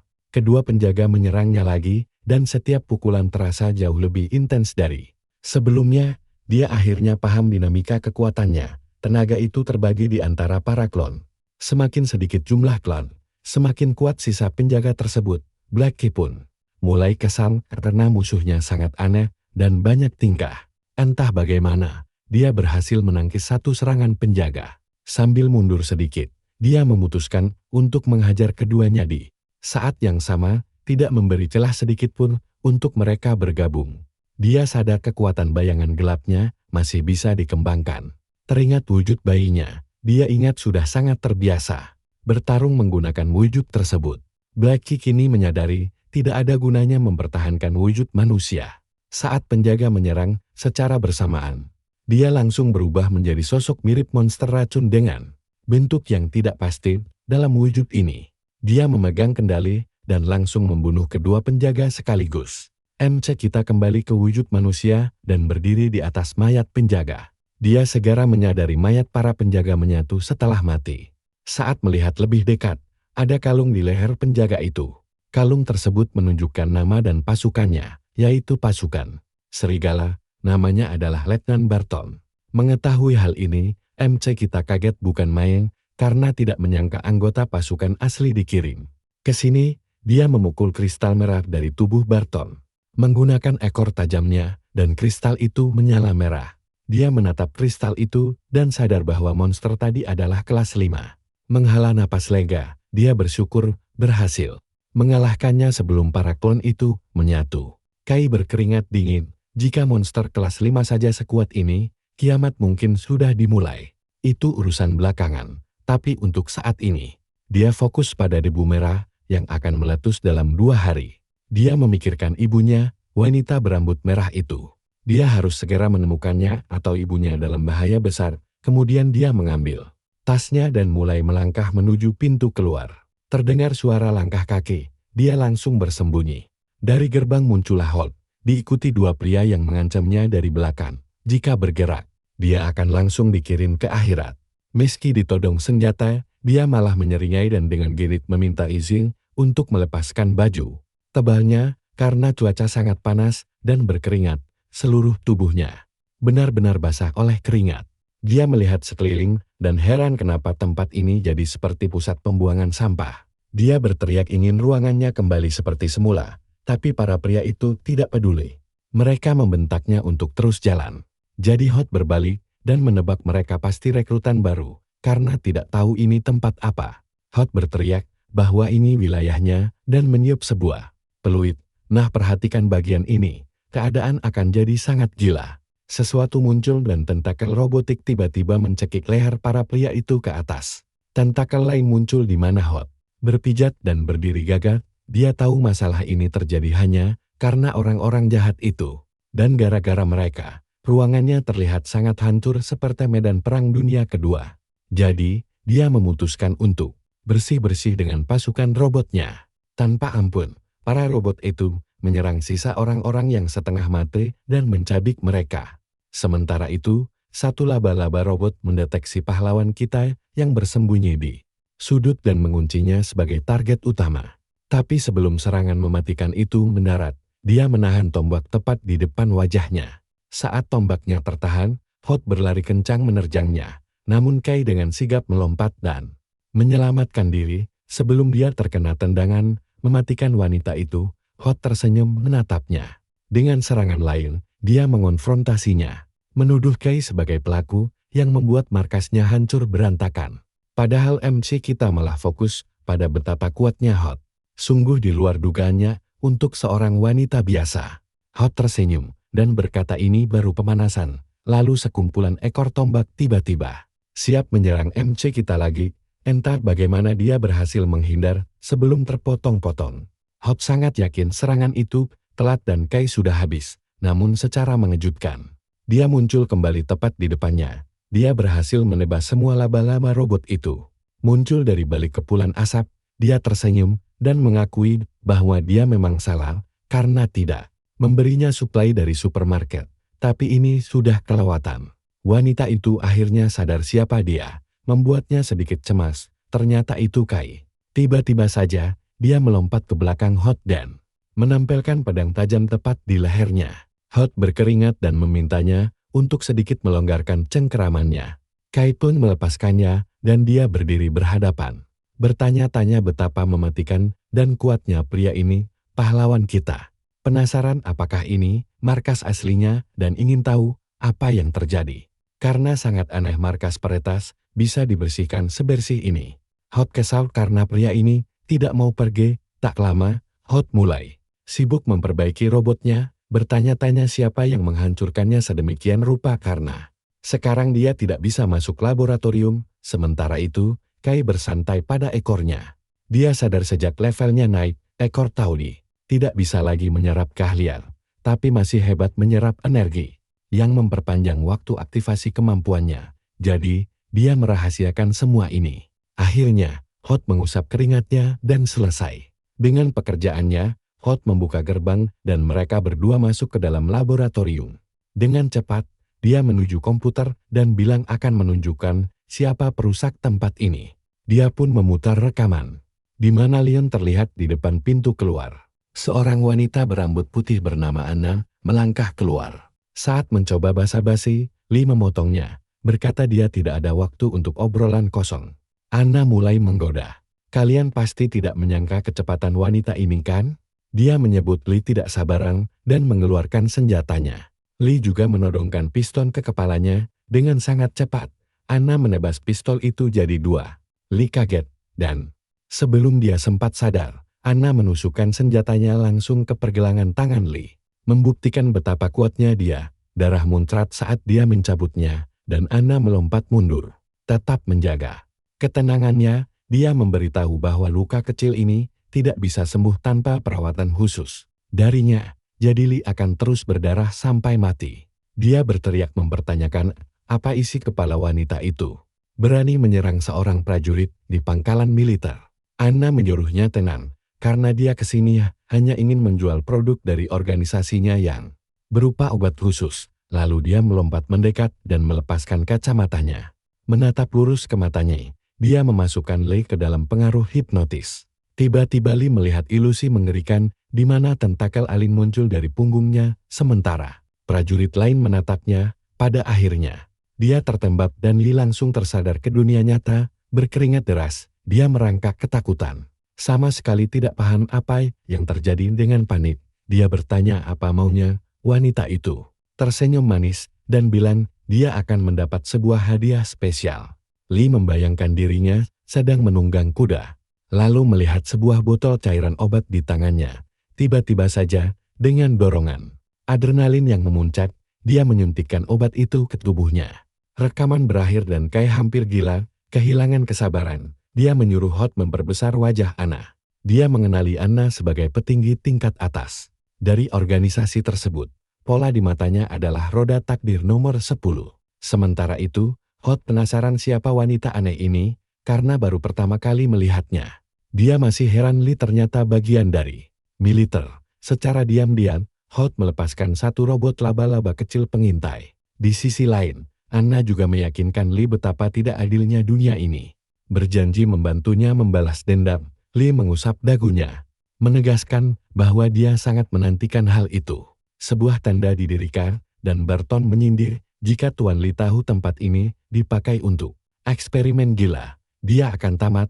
Lee hanya tersenyum karena jika berjalan sesuai rencana, tidak akan ada yang tahu. Kandang di bawah tenda itu dibuka, menampilkan makhluk merah aneh di dalamnya. Para prajurit sangat ketakutan untuk mendekat. Namun, pelajarannya, jangan pernah percaya eksperimen gila. Sebelum sempat sadar, makhluk itu langsung menyerang. Benda itu melompat ke wajah Barton yang menjerit meminta penjelasan. Lee hanya berdiri santai, sadar Barton tidaklah spesial. Sini ngumpul, mari kita saksin kegilaan manhwa ini. Dia berjalan pergi, bilang mau menerima pembaptisan Lebu Merar demi jadi adaptor langka. Lee terus ngoceh, kalau mereka tumbuh bareng layaknya saudara, di panti asuhan yang sama, tapinya dia tetap membunuhnya tanpa rasa bersalah sama sekali. Barton sama sekali tidak paham maksud ocehan itu, tapi Lee terus saja membuat kekacauan. Para prajurit mutan langsung menyerangnya tanpa ampun, tapi dia menghabisi mereka semua di tempat. Karena bingung para ilmuwan dengan ketakutan bertanya pada Lee apa yang sebenarnya terjadi. Malah ikut dijebak pakai cairan lengket aneh. Barton teriak menyuruh seniornya berhenti. Melepaskan cairan lendir gila itu, karena sadar bahayanya luar biasa. Tapi si senior malah tersenyum sinis dan bilang ini baru permulaan. Sementara Barton perlahan mulai berubah wujud menjadi sesosok monster mengerikan. Satu-satunya hal di otaknya cuma mau melindungi orang-orang di luar fasilitas. Dia ogah lendir atau monster manapun kabur. Jadi, dia membantai habis-habisan semua yang ada di sana, memenuhi tujuan terakhir yang dia ingat sebelum otaknya kosong melompong jadi monster. Tiba-tiba, seorang pria masuk dari pintu keluar dan syok melihat mayat bergelimpangan. Dia menatap Burton dengan panik, bertanya-tanya apakah Burton yang melakukan semua gila ini. Tapi monster itu diam saja. Merasa terancam, si pria mencoba lari keluar buat cari bantuan. Belum juga selangkah, Burton langsung menusuk punggungnya Jack. Pria itu batuk, darah, dan bingung parah sama situasi ini. Tak lama kemudian, dia pun tewas mengenaskan. Rekaman videonya buram gara-gara kameranya rusak. Bikin Hot panik karena dia kehilangan informasi penting. Perhatikan bagian ini, karena semuanya bakal makin seru. Jagoan kita sadar kalau Hot tidak banyak tahu soal wanita atau organisasi itu. Ancaman terbesarnya sekarang cuma monster penyebar debu merah yang dulu membunuhnya. Di kehidupan sebelumnya, dia tahu banget organisasi itu punya monsternya. Yang bikin dia curiga jangan-jangan mereka dalang utama di balik kiamat dunia. Dari situ, dia mulai menyadari kalau dengan alasan sekuat itu, pasukan serigala punya hak penuh buat menghancurkan organisasi tersebut.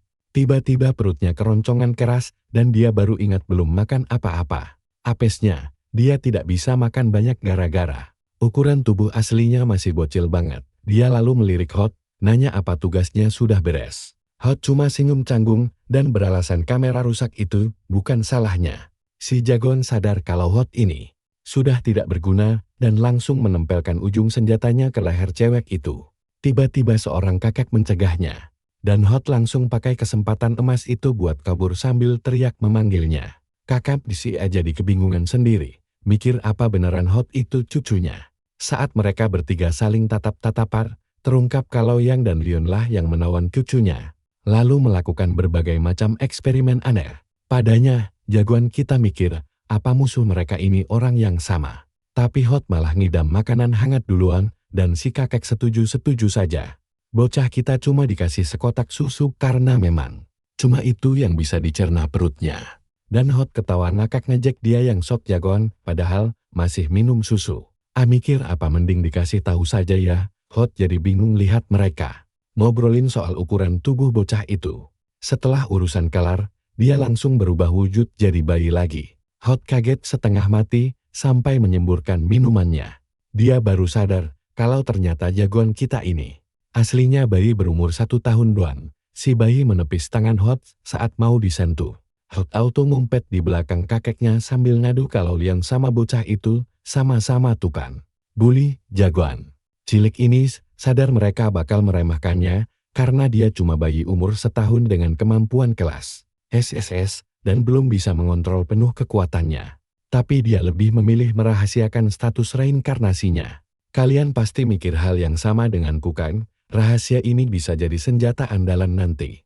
Bayi mungil itu lalu mikirin langkah selanjutnya, yang membocorkan kalau ada unit lain di sana dan pasukan serigala salju adalah salah satu yang terkuat. Tapi komandan mereka sudah lebih dulu dihabisi oleh Lee, yang mulai panik gara-gara anak-anak tersebar di mana-mana dan serangan terang-terangan bakal sangat berisiko. Padahal misi utamanya menyelamatkan anak-anak dulu. Dia bergumam andai ada rekan kerja sama pasti beda ceritanya. Yang langsung berdiri dan bilang mereka bakal kena masalah besar kalau sampai pasukan salju curiga. Dia nanya ke Hot, apa bisa menyiarkan rekaman palsu lewat robotnya. Dengan sombongnya Hot bilang gampang. Tapi minta bayaran gila-gilaan buat operasional dari luar ruangan.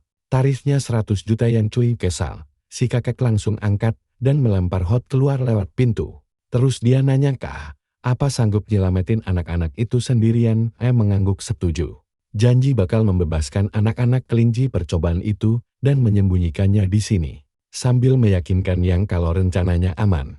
Yang pergi bawa cucunya, sementara sudah siap banget buat bikin Len mencicipi manisnya kematian sebentar lagi. Di sisi lain, kadal monster sedang asik ngejar anak-anak.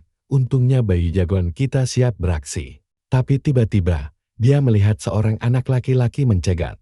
Kadal raksasa itu bikin dia takjub. Dia mikir siapa yang harus diselamatkan duluan. Jelas bukan bocah-bocah yang cuma bisa nangis dan teriak-teriak. Jadi dia milih nyelamatin yang paling kalem dulu. Tapi satu, kadal sialan itu berhasil menangkap seorang anak. Dan orang-orang di ruang kendali sadar beberapa anak sudah tewas. Mereka juga curiga sama pergerakan aneh robotnya. Sementara itu, di ruangan tempat monster tadi dikurung, ada cowok rambut pink yang kelihatan lagi menyiksa makhluk di dalam kandang. Leon masuk sambil menyuruhnya diam, dan si cowok pink hampir saja menyetrumnya. Karena merasa nada bicara Leon itu ngelunjak banget, nama cowok ini Heglon. Tiba-tiba, wanita yang sama muncul di belakangnya dan dia langsung memeluknya sambil manggil kakak. Dia bingung kenapa rasanya sakit banget padahal dia sudah menerima berkah debu merah. Di sisi lain, wanita itu ngomel kolinanya di mana anak-anaknya dan kenapa laporan aja lelet banget kayaknya sih. Jadi apa tebakan kita dari semua ini? Wanita gila ini mau bikin mutan jinak dan si rambut pink pasti terlibat.